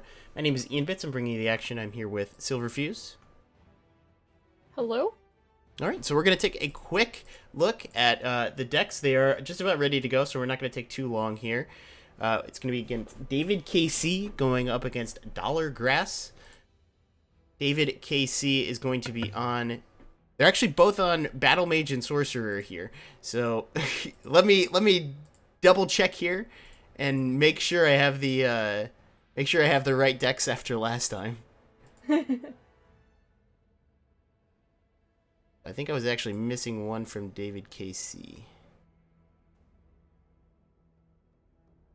So many decks to keep track of in these lists. Well, they have the same kind of the same archetypes here. So, all right. So these ones are going to be for David KC. David KC on the mid-range sorcerer, relatively standard list, going as high as Mighty Conjuring, maybe 3 Mighty Conjurings, higher than we usually see. This would be traditional mid-range, not the aggro sort that we've seen some of. No Crown Quartermaster is a little bit odd, but kind of, again, if you consider it mid-range rather than aggro, looks relatively normal. Then we have mid-range Battle Mage going with the Gnarl Rootbenders, which we haven't seen a ton of in the mid-range, and Sword of the Inferno. So a couple interesting tech options here for David. For Dollar Grass, we have the another mid-range sorcerer. This one's a little bit spicier. Yeah. We have the Rising of Bones, which you don't usually see. We have Camlorn Hero, which you don't normally see. A bunch of 2-ofs on the 3-drop slot. Interesting to see 2-of Camlorn Hero, 2-of Dark Guardian, no Doomfang ally, which is a little bit weird to me because I would consider Doomfang second only to, I think, like Spirit in these sorts of lists. Yeah, it is a lot more purple heavy though, and the purple 3/5 for the Doomfang is a lot worse than the Ward, so that could be an argument for it. Absolutely. And then we have the mid-range Battle Mage as well for Dollar Grass. So we have basically a pure mirror here. Some spicy... Oh, it's a Merrick Battle Mage. That's the important thing. It's not a Merrick, it's a mid-Battle Mage with Merrick. I mean, with it's Merrick, different. yeah, it doesn't have the Nords, Yeah, but it doesn't have hey, the raiding parties. There. Doesn't It's count. represented. I'm a Merrick purist. It does not count. Hashtag not my Merrick. Not my Merrick Battle Mage. It's an imposter. Absolutely is. Alright, so let the players know.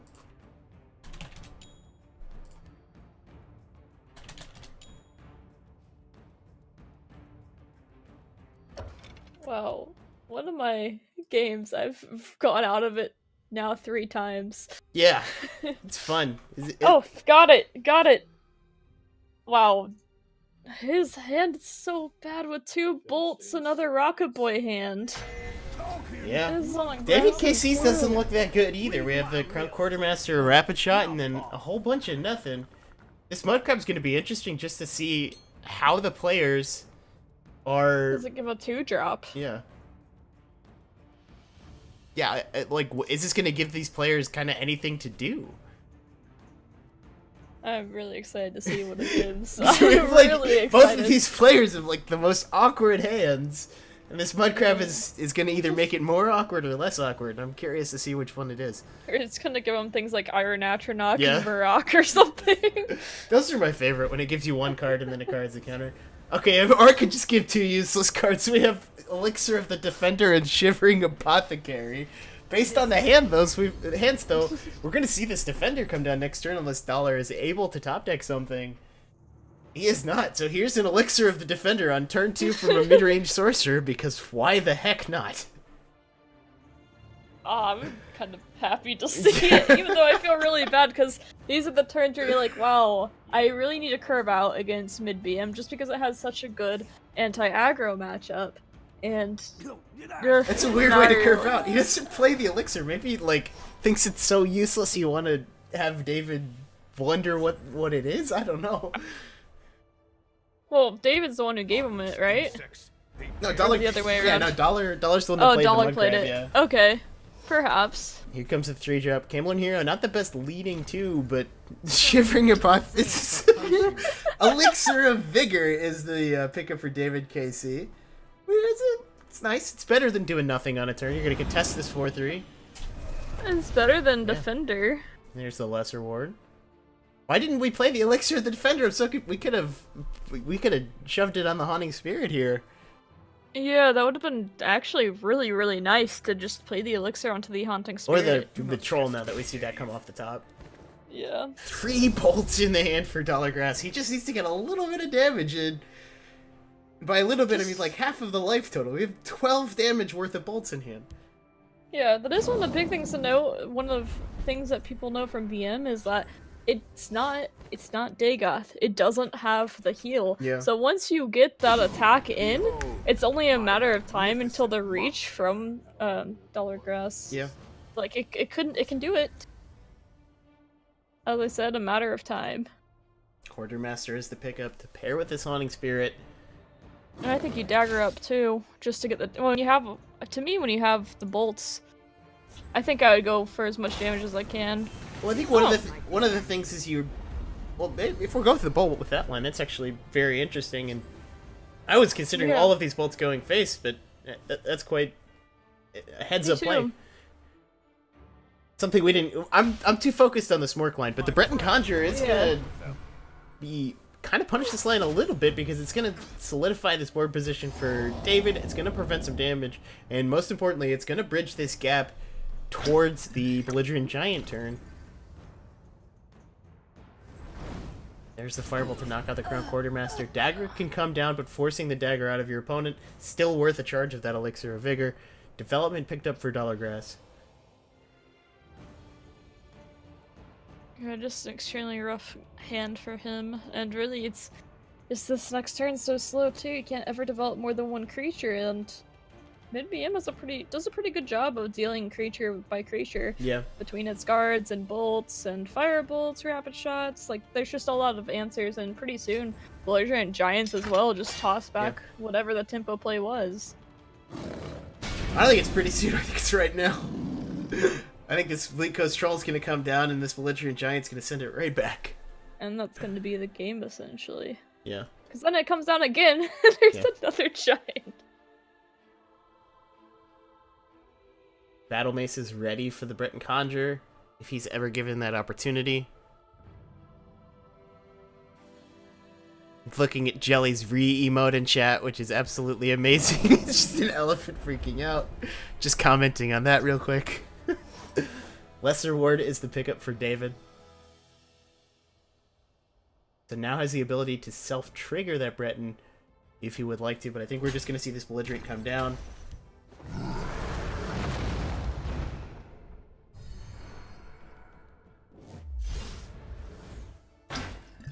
Elixir of Vigor gonna pump it out of Lightning Bolt range. This Vigor has been much better than the Elixir of Defender. He maybe regretted giving him the Apothecary at this point. Although the Elixir of Defender would have done some things as well. Yeah, it was slow, and I still wonder what the thought process was of holding the Elixir. I mean, to me, even if you don't activate it, you might as well play it. Not doing anything else on that turn. Ward Crafter is the pickup. We have the option for the second Belligerent Giant here. And Lesser Ward, the Breton Conjurer, if you want to go with that. Other options, potentially going with Daggerfall Ward Crafter. Using Rapid Shot to trigger the Breton Conjurer. If you wanted to do that, you would start with that just to see what the draw is. Yeah, there's just so many options here. You can really do whatever you want. I've always leaned to, whenever I was in Betty Blue's chat the other day, and when he was playing this, and every turn I was telling him, just Belligerent Giant and go face, because whenever I'm facing mid BM and that Belligerent Giant comes down, it is just so terrifying to deal with. Like, the amount of damage presented, you have to kind of switch your game plan because of how big of a tempo swing that is. But Prophecy is a tempo swing as well. Here's the Harpy for the Belligerent Giant, gonna prevent the second attack. So maybe David has to play a little bit more defensively now. Yeah, I think that changes up your game plan quite a bit.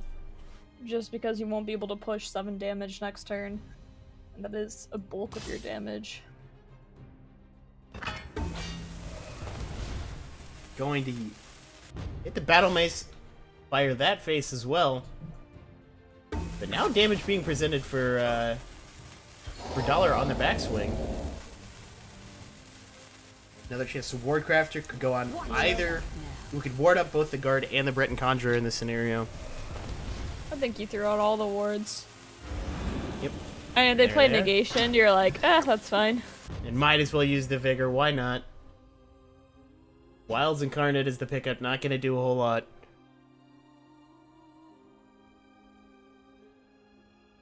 Yeah, this 5/6 with guard with ward is just extremely brutal. I mean, ugh, gross. Yeah, no real way to trick it. Gotta go for the 50-50. Yeah. I mean, because either you go for the 50-50 or you lose them all regardless, so you might as well, I guess. Yeah, we could go with the You Harpy, could also bolt. Haunting Spirit, Bolt, hit the 9 Yeah. face. We have to find 6 somewhere else, so you hope you're not dead. You hope you top deck in Ancano, because Yeah, we've seen all the bolts, so it's just the Ancano left. yeah, maybe you get a harpy.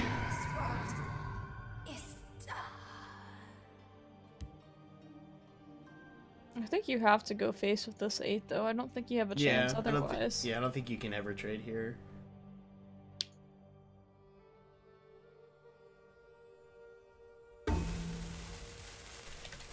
Mm, Careful there, friend.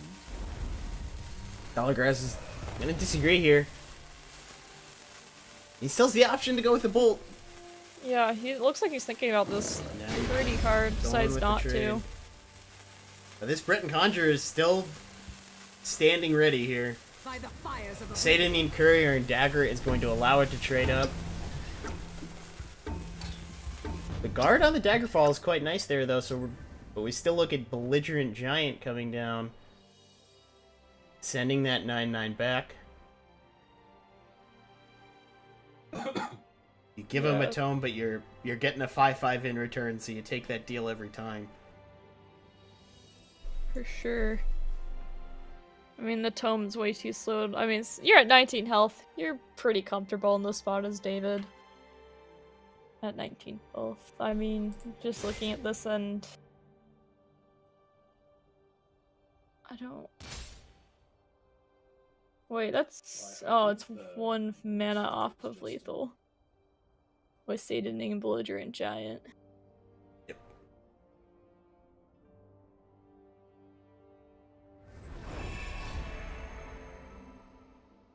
Hmm. Not sure what you were looking for with the Manic Mutation, but Yeah. yeah, not. I mean, you can't really use it for if you hit lethal there, then you bounce the Daggerfall instead of the Bleak Coast, I guess. So it's oh, he's whoa. The Bleak Coast gets left up. I didn't see that one coming. Yeah, I don't think I'd... To me, it's just so much tempo. Well, this is one off lethal. But- If this is a Harpy, I assume. I think that's the only prophecy remaining, unless I'm missing It something. is a harpy. Yeah. So the drain maybe informed that decision because we're going to be at 13. Oh no, sorry, 3 off lethal. I miscounted. Yeah, I think the safest line is just to always throw out that 9/9. Yeah. Like, there's absolutely no way that Dollargrass can come back if that 9/9 is out of play. Yeah. Well, it's that shackle is also very interesting because we had the bolt to answer it. Yeah, and then shackling the 7/5. Well, shackling the 5/1 and then trade into the 7/5 Yeah. because this 5/1 is really tough to deal with. We have to deal with the left lane as well now at 3 health, but we do have the Elixir of Defender in play now. Careful there, friend. We have the Rising of Bones as well, so maybe Dollargrass can find a way to stabilize his board position. Your blood will spill. It's been a very, very weird game. It's tough to figure out exactly what's the pace of this is. Yeah, I think the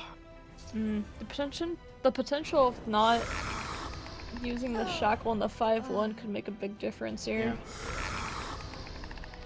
Well, you know there's a By dagger. the fires of oblivion. So you have to be playing a Staggerfall and Field and guarding it up. The 2-1's not going to get it done from a guard perspective. And I'm not seeing a push through here for David. I don't think I am either. Breton Conjure is available. Cradle Crush is available as well.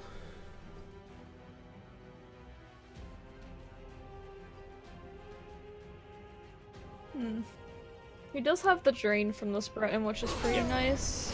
Gonna push that health total back up. Cradle Crush is gonna come down in field. Might throw. I was thinking maybe you'd throw the Satanine on the 5-1 just to Heal heal up a little bit more. They Yeah, will meet but their instead he's going to pressure lethal in 2 lanes instead, which Yep. I like as well. Rising of Bones and the negation picked up could prevent trouble for that. Present trouble for that as well. Bolt, negation, trade, tome. That's a complete clear there. Yeah, that is a full clear with Tome. Leaves the bolt in hand. I mean, I still don't see how he wins from that, but it keeps him from losing at this point. Yeah, he's got to find a way to. He's at 3. He's at 3 life. Yeah. So he's got to kill just about everything. If there's a way to not use this negation, it would make it much easier to deal with Shadowland threats next turn. Tavier and Revet is actually a huge pickup here. Not for it, because he's still presented with that same clear, but now Tavier and Revet could potentially get some stabilization going. Yeah. Here are the trades we expected. Negation and Bolt. And David KC needs something, I think, now. Yeah, this is so interesting. This has been one of the This weirdest is- games. I do hope that troublesome knight isn't around. Going for that, and then see that, and is David KC running any silences? Is he running an Earthbone? I don't believe so. Firebolt is the pickup.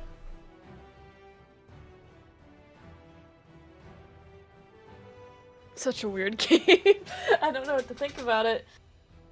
Oh wow, because Firebolt. Dollargrass does start having options Just here. tons of guards still available. We don't have the ward knocked off. Unfortunately, the hand is blocking it, but the ward's still on Bearing gifts. the. David KC hasn't face drawn for a Dollargrass. bolt yet. No, he is not. The decision to not go with the lightning bolt last turn, making this a little bit awkward. We have Bolt, Dragon Tail to sack, and Rising of Bones. Then we see another 5/5. So Dollargrass just like hanging on by a thread here. Yeah, it still really could go either way. It's really weird to say that, but I mean, with all these guards that Dollargrass has access to, he might just be able to pull it out. there's a Harpy. Gonna make this a little bit more reasonable for David to push through. Yeah, this actually makes it. Yeah, this makes it Huge really, difference. Yeah, it's a really big deal. I think David was still favored from this position though, just because obviously a bolt ends the game. We get to play the guards here, but we can only play 2 unless we want to sack the Bleak Coast Troll. We can only play 2 in any given lane, so we're still looking at the 5/5 getting generated. Everything gets cleared. David gets to make the trades he wants. Presents lethal again the following turn. So that would have needed to be something that didn't interact with that belligerent giant in any way. The moose is Gonna gonna come guard up. down, yeah. Bolt is lethal. Once again, Nope. David not able to find it. He's gonna be able to knock off the ward for Dollargrass though. It's just You ridiculous. can actually clear the moose here too. Yeah, we can go with the Pyromancer Which and the is- dagger. A lot. And this troll Got can three attack more- next got- turn. 3 more guards in the hand though for Dollar.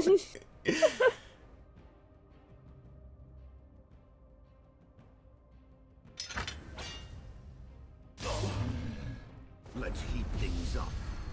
Wanting to keep that at a 5/5 to make sure that it can't. Well, I mean, I guess it didn't matter that much just because Bolt is Bolt. But Yeah. I think I. Haunting Spirit is the pickup.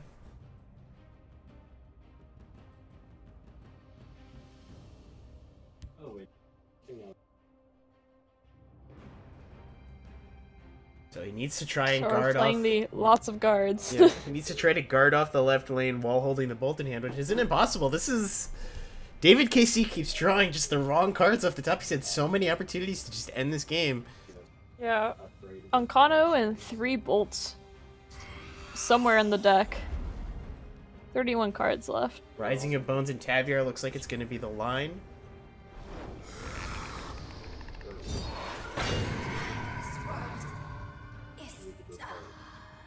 I can make the argument for putting the Rising of Bones in Shadow here.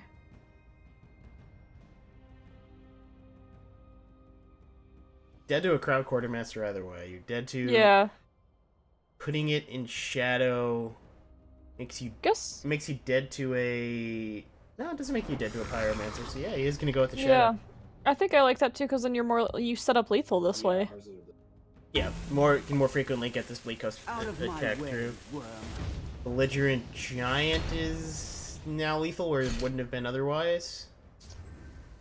Lesser Ward is not wow. the pickup. David KC is on a bolt in... No, he's not even on a bolt in a prayer. The game's over. That's a rune skip. Yeah. That's it. Holy crap. That was one of the weirdest games I've ever seen. David KC just brick after brick after brick. Dollar with guard after guard after guard. And the decision all those turns ago to Belligerent the guarded Daggerfall instead of the Bleak Coast. And Bleak Coast just stood there as a landmine. I think that changed the game completely. Like, that was the decision that changed the game. Wow, I'm still shocked. I can't believe we just witnessed that. Yeah, and now we have, now we're going to see the Sorc Mirror. David KC is going to be pushed back onto his mid-range Sorcerer as his final deck. And Dollargrass still has his mid-BM in the back pocket.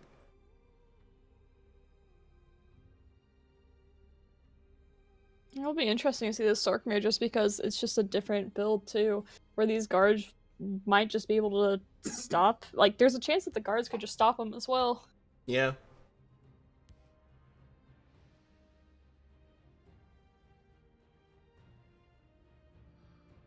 I'm still kind of in shock. I don't know what to do. That was you say mid BM versus mid sorcerer, and you expect a certain kind of game, and that was not the kind of game that you expected. Some very interesting. All the elixirs. Yeah, some very interesting decisions all around. Those elixirs ended up making a pretty big difference. Yeah, it's just that's like one of the most memorable games I've seen for a bit, just because Mudcrab made that game so interesting. They both had like terrible hands to start, and then they just kind of had to figure out something to do towards the first couple of turns to put together something, and then at the end of the game they just had so many things left over because they couldn't do anything at the start that it was tough to really figure out exactly how the game was going.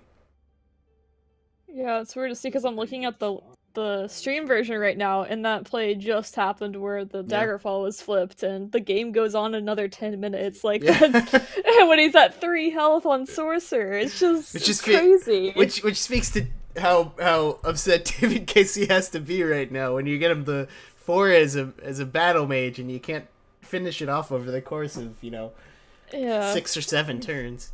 Just one bolt, one time. That's all I needed. So it looks like the players are just taking a second before hopping back in game.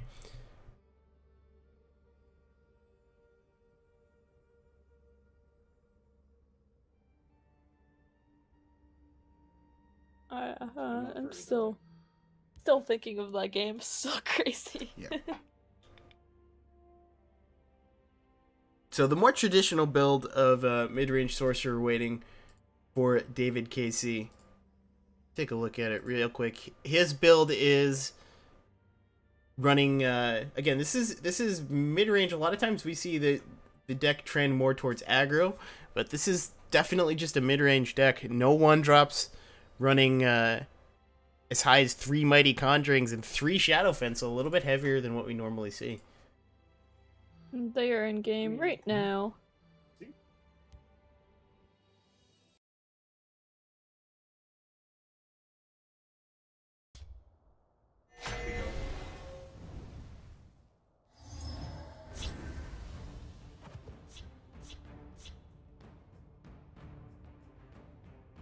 Okay. So we are having a small spectate issue. Give me just 1 second to resolve that and we'll get you guys in game. By Arcade Spear, this day will be I have a mine. hard time deciding whose deck is favored here, just because the amount of guards that Dollargrass has could be super relevant. Like Dark Guardian, that's a big, like, just block in the Shroud plans block, yeah. of David. Adapt and survive. I mean, it's slower, and like go wide boards would make it harder, but on these more mid-rangey flavor, I say that. Yeah, I mean, it's definitely a weird one for sure. Tavier and Rayvat picked up. Much better in those late game scenarios where you're trying to kind of lock down an opponent.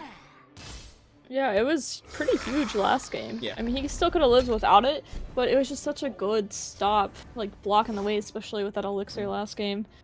No elixir this game, though. Yeah, Unfortunate. David's development has stalled just a little This bit. day will be mine.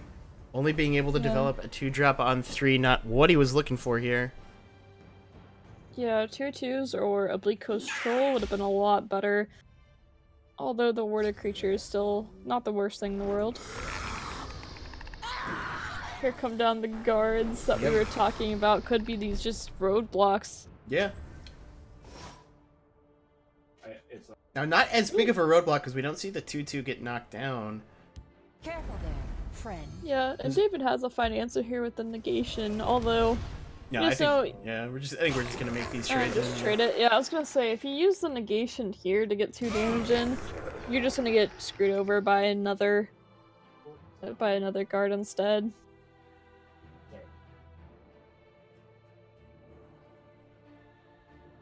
Kind of looks like a Bleak Coast Troll Crown Quartermaster or Crown Quartermaster raising a Bones turn. Yeah, Crown Quartermaster kinda Rising like- Bones looks really strong. Yeah. Yeah, I like that turn a lot, actually. Because you just saw him use his Wardcrafter, you know he has 3 things in hand, and even if they get silenced and not removed, they still trade into the Out of creatures my anyway. way, worm. Well, he's just gonna go with the Taviar. Just a much slower development play. Interesting to see if David can pull a punish out of here. We have the negation available, or we could just make double trade and put the Corrupted Shade in. Corrupted Shade's one of those cards that doesn't really want to be trading into guards ever, so not great considering the build Dollargrass is on.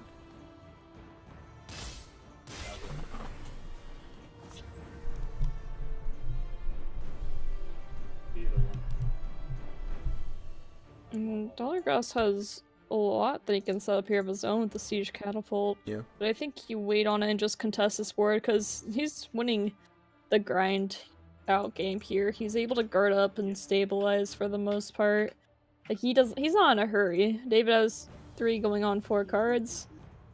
So just being able to guard up, run David out of resources, protect I do yourself. hope that troublesome I night think he's is taking around. it slow for that reason as well, is that he's like, you can give me some cards, and I'll just keep on developing and 2-turn you. Daggerfall, a nice pickup here.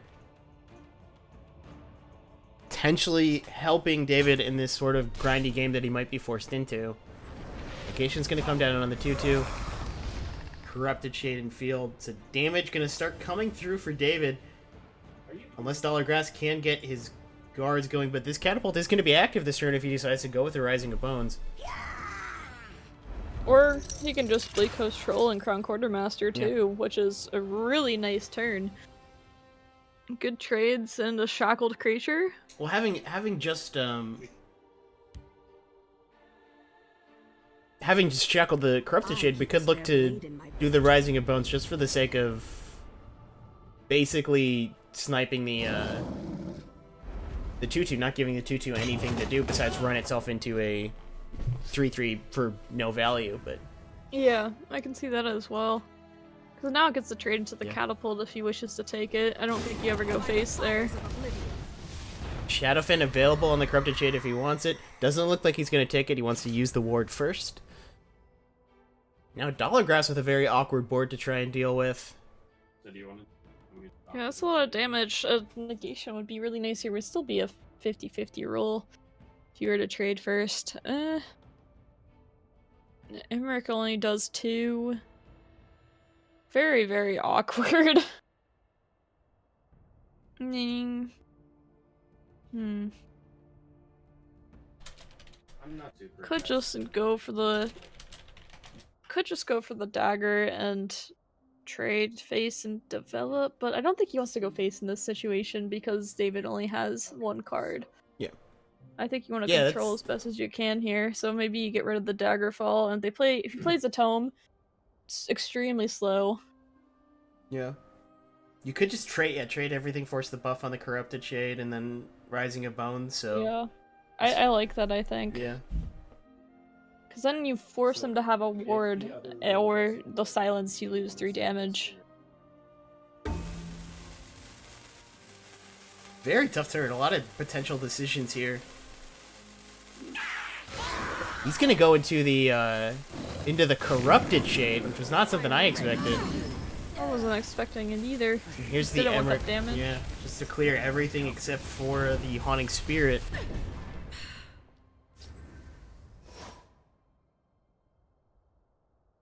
Shadowfen and Tome can come down to clear this Emmerich if he wants to. He could also go with just Tome and Wardcrafter, push the damage. Yeah, I think he's already committed to a more aggressive line, almost has to take it at this point. You can see what you draw off the Tome first and see kind of... That helps a lot. Yeah, if he wants to go aggressive here, he now has more development. And he has a Shadowfen too to push more damage. It'd almost be tempting to throw these both in the Shadow, and, well, Wardcrafter, and then go face, and then Mammoth in the Shadow, race from there.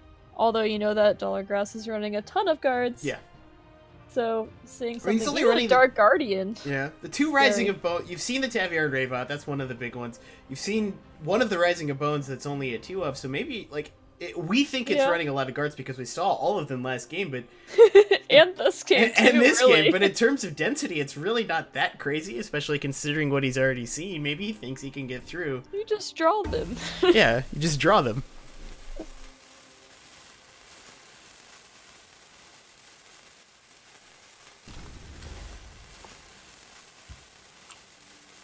Careful there, friend. Looks like we're going with the offensive line. And the prophecy is going to immediately punish it. Not too bad, though. Yeah, I almost consider holding the bolt.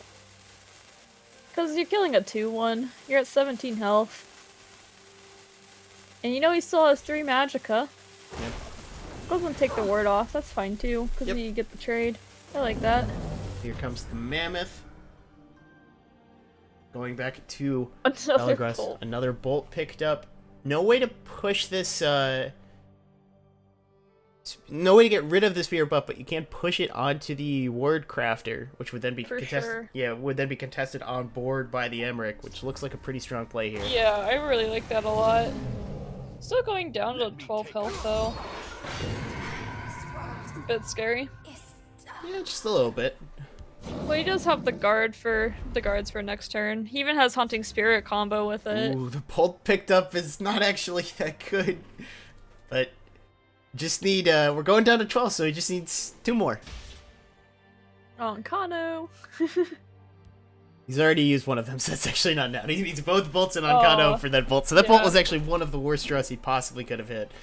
And I think you kind of have to Shadowfen Yeah. tempo at this point. You have to get that pressure on the board. yeah, it just no option. Needs to get something ready to go. The Wardcrafter providing the trade into Rising of Bones from the Wardcrafter into Catapult Now. in the field lane to set up a very solid Pretty board gross. state. Yeah. But yeah, as we were kind of saying earlier, setting up the 2-turn, well, I guess maybe 3-turn now. With Catapult, no, this is 2-turn with Catapult. Or 2-turn, Yeah. yeah.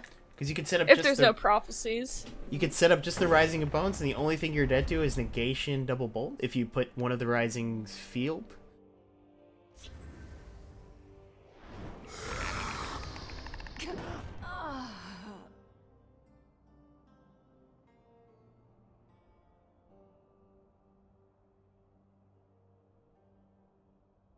Yeah, David hasn't played any Harpies yet, so that'd probably be the out. Yeah. Dagger's gonna go on there. Haunting Spirit able to be sacked next turn if he picks up any creature. If he's not picking up a creature, that means it's likely either a bolt. So I think Negation is the only one in the deck that's not going to give him lethal here. But this Harpy is going to change that just a little bit. And now David on the backswing might be... Oh, that's a lethal. Oh no, he's got the Harp. This is another one. This is just like I thought this game was over and Dollar had it, but it looks like David is going to be able to push through. Yeah. I'm not seeing anything that Dollar Grass can do. So 13, 16. I'm not catching these mirrors 19. very well at all. It's only 19 damage, and oh, honestly, you have to wait. You have to set up for a bolt lethal. Yeah, it's about all Only you can chance. That Harpy was just huge. Harpy's disgusting card at times. Yeah.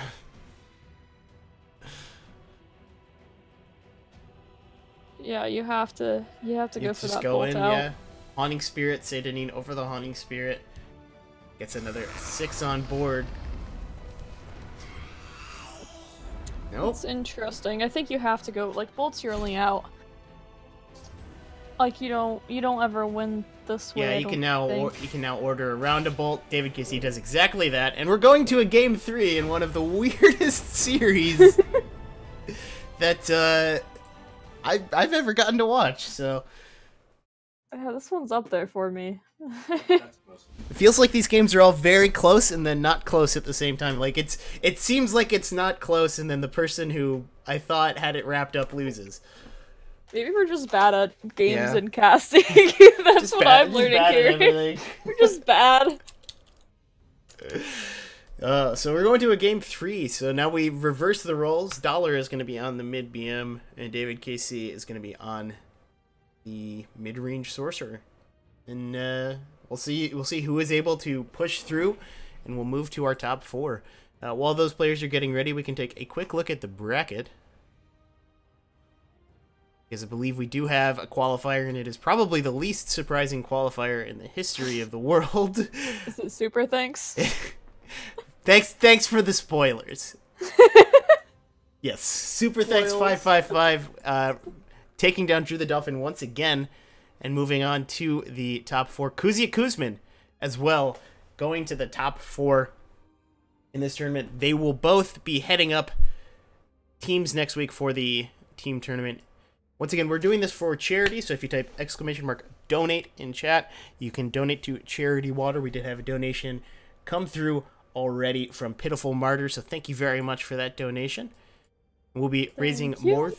We'll be raising more throughout the week, and we'll be doing a big event stream next week for all of that. Thuldir was able to quickly take down Wendorn as well, so this is the last spot available. The winner of this will take a top 4 spot. The other ones will be Kuzia Kuzmin, Thuldir, and Super Thanks. So that's also a very unsurprising one, is Thuldir being able to push through. Although Wendorn, let's give him a shout out, because it was a name I had not known previously, but in the past couple weeks has done very well in these tournaments, so making it to top 8 once again, another strong showing. They are already in game for game 3. All right, we are good to go. It looks like we have already gotten started here. Very awkward hand for Dollar Grass again. We are having a lot of awkward hands today, but 2 rapid shots and a lesser ward. Super interesting. Yeah, the mid BMs have been struggling with that kind of awkwardness all day. Yeah, if David KC topped decks a ward crafter, that'd be absolutely brutal. Not gonna happen today, though. Able to find the Bleak Coast, though, which is solid development as well. Could trade over this Ward Crafter to push a little bit of damage. And then the Bleak Coast placement is going to be the curious one. The other part is maybe use the bolt here. You're protecting a 4/4. You develop. You save your developmental resources. The bolt only really going to be useful later on in the game, so maybe use the more awkward one here. But the most stats in play is the Bleak Coast Troll, and that's the line he's going to go with. Yeah, I think I like developing the Bleak Coast Troll as well. Bolt most likely going to be used as reach against mid-BM. And the Village Ancestors being hovered. It's just about the only card in his hand that he can really play here. Yeah, the Rapid Shot's not quite what you want. And he's already played 2 Word Crafters too, so you can't even be searching for another 2-drop or something. I think that's the only option. And you know, because there was no Word Crafter used last turn, unlikely that he has a Word Crafter in his hand. Wow, this hand. Yeah. Another Word Crafter. That's actually not that bad though. You can Rapid Shot, then develop 2 creatures. Yeah, it's not the end of the world. See what we get off the Rapid Shot first. $4. Another Rapid Shot. These games refuse to just be normal. Yeah, who needs a normal game? This is a lot more fun. Yeah, and David's moving into a very awkward position here because he's got the Mammoth and the Spirit ready to go, which is a very strong turn 3, but potentially maybe wants to set up for this Mighty Conjuring next turn, and there's a Skinned Hound.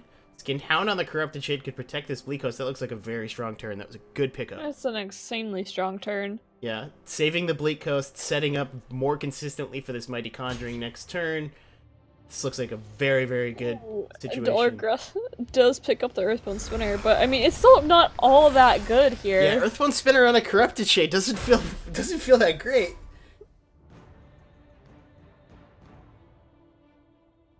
It does not feel good at all. Feels, ugh. Not a fun time. Shout out to Automaton for putting Big Frog in the caster command.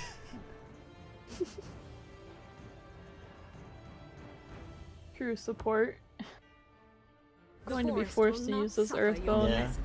Just the only real option here. Can actually... No, can't knock out both the 5 attacks because we go down to 4 now. 3. Alright, yeah, this is... Now we go into the Mighty Conjuring turn. I will have your Dollar gonna swing. Reward the 3/1 here too. I think you have to try to preserve as much things as you can. Also thought it is for Tel'Vos Magister, but I kind of like just gonna being able to shoot preserve down that the threat. yeah, just gonna shoot down the 3/1 instead, which is reasonable. Mighty Conjuring is gonna be the play. Swinging with the Corrupted Shade. Plays around Bolt that way. Now he can answer this if he's able to hit this ally.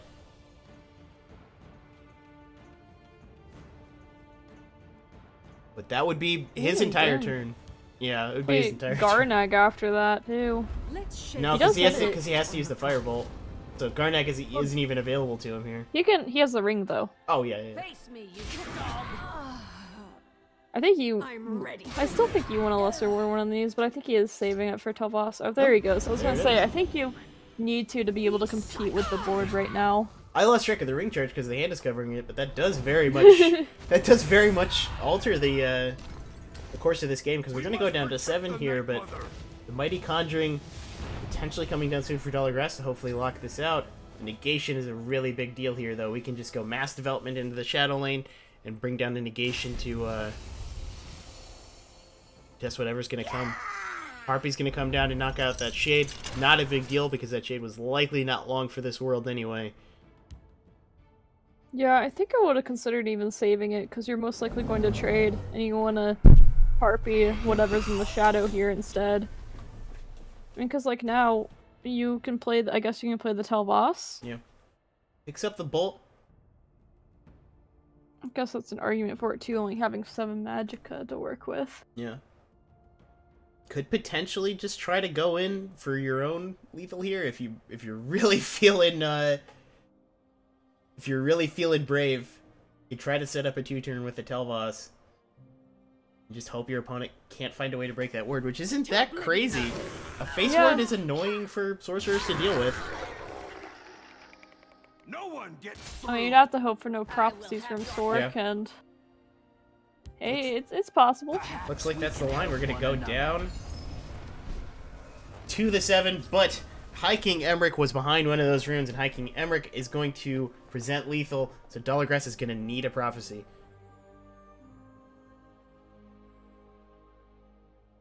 Yeah, let's see what happens here. No real way to play There around will this be from a an order. prophecy. Yeah, no real way to play around this from an order perspective for David. He just has to take the plunge. Is there a prophecy for Dollargrass? There is not, and David is going to push through, ignore the score. It was actually 1-1, and David is going to push through for the victory and become our last member of the top 4. Those were some games. Yeah, that was one of the weirdest series you will ever see. So once again, let's take a quick look. We're going to watch the rest of the tournament, but the important part is over. We needed 4 qualifiers for the team tournament next week, and we have those. Thuldir, David KC, Kuzia Kuzmin, and Super Thanks 555 will all be hitting teams for the Warp Meta Team Tournament next week to benefit Charity Water. But we still have a couple more games left in this tournament, and we're going to come back in just a moment with Super Thanks going up against Kuzia Kuzmin.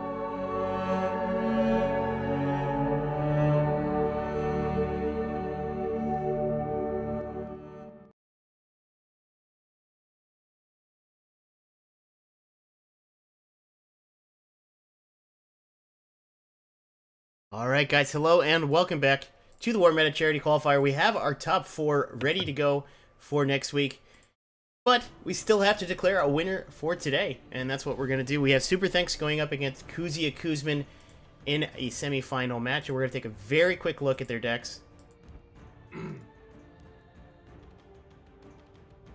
My name is Ian Bits. I'm going to be bringing you the action today. I'm here with Silver Fuse. Silver, still doing alright? We're almost done here. Still good. Still, like, I don't know, the last set of games kept me awake. Like, that was... I couldn't sleep on that. Alright, so we have Kuzia has the control... this is just straight up control Dagoth. No rage, no, you know, crazy combo at the end. Just straight up control Dagoth. We have Memory Wraiths for the mirror. We have Sotha Seal as your endgame. We have triple Grummite Mages because you hate your opponent and you want to see them suffer. But aside from that, just a relatively normal list. We have Corner Club Gambler. Nothing, just being very defensive here. Just bunch of defensive tools in a pile and very take it. anti-aggro. Yeah. Then we have the mid-range Sorcerer. Relatively standard list. Again, I do want to make the distinction. This is mid-range. We see aggro and mid-range Sork both kind of see some play. This is mid-range again. Not really the aggressive stuff. You go as high as Mighty Conjurings. You have Telvas. You have Mentor's Ring. 6th House Amulet. No 1-drops. So, you know, pretty slow. Only 12 leading 2s for a Sorcerer is a little bit lower than we usually see. And again, no Doomfang, which is very curious to me because we're running relatively low on 3s. I usually consider Manic Jack a 4, so I'm only seeing 9 3s in this list. And yeah, just no Doomfang, which is... Crown Quartermaster either for Catapult, which is interesting as well. Absolutely. Instead, 3 6th House Amulet, which I like 6th House Amulet, but sometimes 3 can become clunky, especially when you're looking to activate Catapult. Yep. Mid-range Battle Mage for Super. This is a list I think he's been on for quite a while.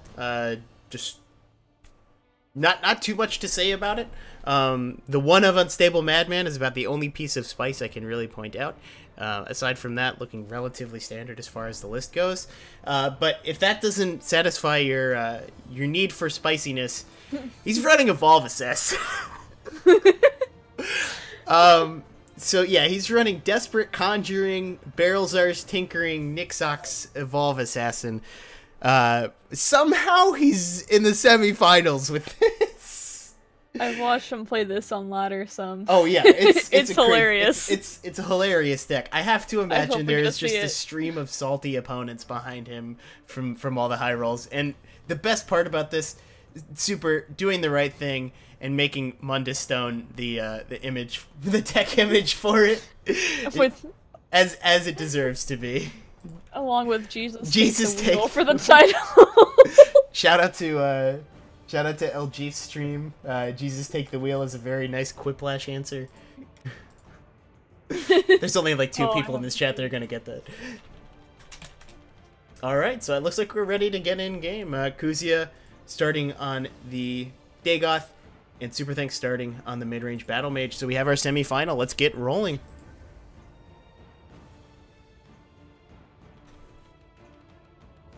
I'm only gonna be able to see one hand from this game, so... Kuzia didn't add you? No, I need a Super Thanks on the other account. Oh, Super, why? So I'll be watching from Super's perspective. Prepare to die. It's some back and forth already. I'm liking it. It's a good start to the game. To die. So only 2 we have to develop here is the Green Pact Ambusher. Green Pact Ambusher can be solid in those aggro mirrors as a developmental too, but in this situation where your opponent's kind of got a lot of ways to deal with it, not enjoying that quite as much. I just realized that there isn't the Lethal Gambit package in this Dagoth, which is huge because like Blood Dragon is pretty safe overall. Yeah. Just the big guys. It has Elena, it has Sanctuary Pet, and it has FGR. I'm really surprised you don't see Gambit in this. Yep. For Valenwood. We do have 2 Fell the Mighties, so maybe looking for that as your hard removal. 2 Fell the Mighties and Elena basically running as 3 hard removal pieces. Leaf Lurker as well. Yeah, very strong early defense from Kuzuya Kuzmin and not great development for Super Thanks. We do have the Unstable Madman, but we know the Tome is in hand, ready to come and punish the trade if we use the Crown Quartermaster to buff here. Yeah, and then he's not able to develop anything else Yeah. either, which is super rough. He does have 28 blue and 20 red, so the Doomfang ally is kind of a toss-up if he hits Ward or not as well. Yeah. Although he does have a decent number of red cards in his hand right now. Do you think either one you're kind of okay with this in this scenario? Just because you expect that Yeah. this Daggerfall is gonna I fight with the fervor take of out the wild the hunt. Madman anyway. But yeah, very slow development play for Super Thanks here. Going to force the Tome and just leave the 3-2, but really just not a ton of development. Fel the Mighty picked up, maybe could take a risk here and take the value trade into the 3-2. Having the Fel the Mighty as a backup plan, it's exactly what Kuzuya Kuzmin is going to do. This Blood Dragon's a little bit of a punish because, well, not really. Well, you just trade him. Yeah, like, not really. Or just like, yeah. Yeah, the 5-3 is still going to get traded by this TGR, and the Fel the Mighty is going to come down to clean. The Blood Dragon, only 8 damage pushed in this initial spurt by Super Thanks, so this Garnag maybe not quite the closeout tool it's going to need to be. We're going to need to see some more damage come from Super Thanks for it to hit that point. We must protect the night. Or we're Almost just going to just play it a- here. Developing damage here, because really the Doomfang ally is, I think, just getting as much damage as possible. You did see the Fel come down, so you're kind of hoping that, I mean, no, Lina would suck here still. Yeah, you're seeing very strong Yeah. plays basically every turn from your opponent, so you could have the read that they're still on that Ice Storm, that Doomfang ally into Crown Quartermaster. Would have been pretty devastating to see the Ice Storm come back and combat this. And he does have Belligerent Giant to just toss out this Tel'Vas. I think it's exactly what we're gonna see. I'm ready for you. Which that's a really big tempo swing. It's also the only Belligerent Giant in the deck, so it was a really nice time to see it. And that might make it picked up. And Yeah, this Belligerent Giant has to be like one of those cards that people really do not understand how crazy this card can be sometimes. The Harpy's gonna come down. Oh no, we're gonna see the Care to make a friendly Corner Club Gambler come down instead. trying to stop some damage. Yeah. Knowing that the Grandma Magus is not going to get a lot of value in this matchup. But a very solid pickup there for Super Thanks. The Breton Yeah, that's Conjurer. Yeah. A lot of damage coming through. And this Garnag is still chucking. No This answer is yet a- for Kuzuya. The Garnag preventing a lot of stuff from happening here.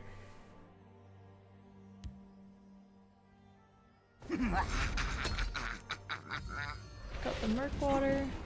I don't know his hand still, so I'm like, what's he gonna do? You don't know Kuzuya's or Super's? I know Supers, but I don't know Kuzuya's. And still pretty good from the looks of it. You have met your head. Less reward available for Super Thanks. Be curious where he wants to send this. The reach. Adapt and survive. Ward picked up for the Doomfang exactly what he wanted.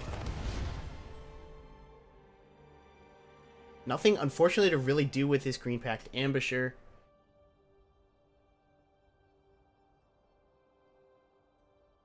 Yeah, it's a weird turn. You can make the argument for Ward on several different creatures. You can force the double trade. You can save your Skaven. You can put it on Garnag, but then you lose your Skaven. Like, there's so many. It's never Skaven. I think. I think Skaven. Yeah, I don't think it is either. But I'm saying you could.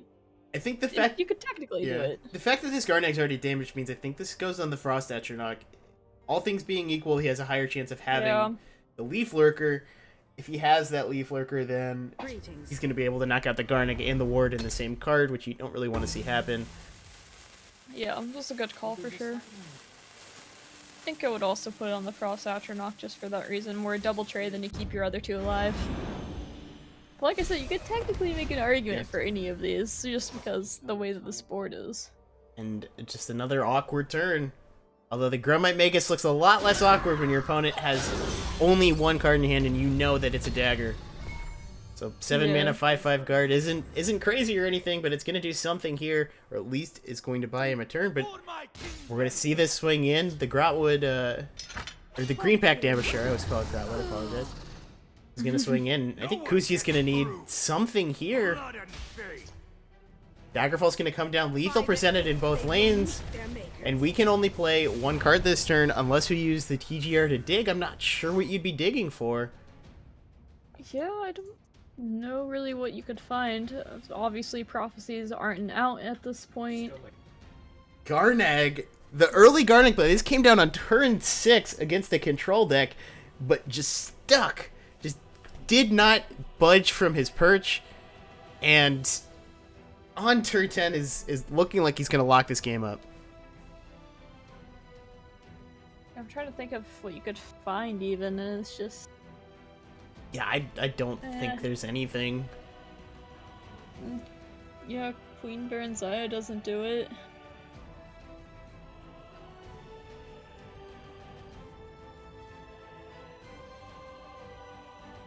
This is looking pretty over to me.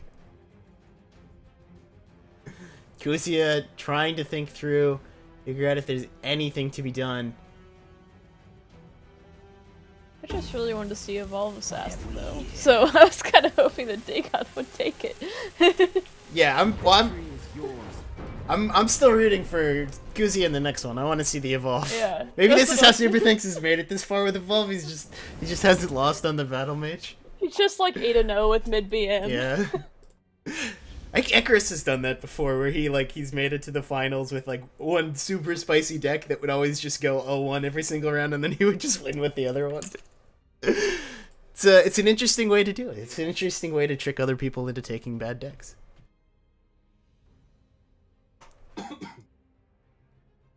We'll see what happens in this round. I am still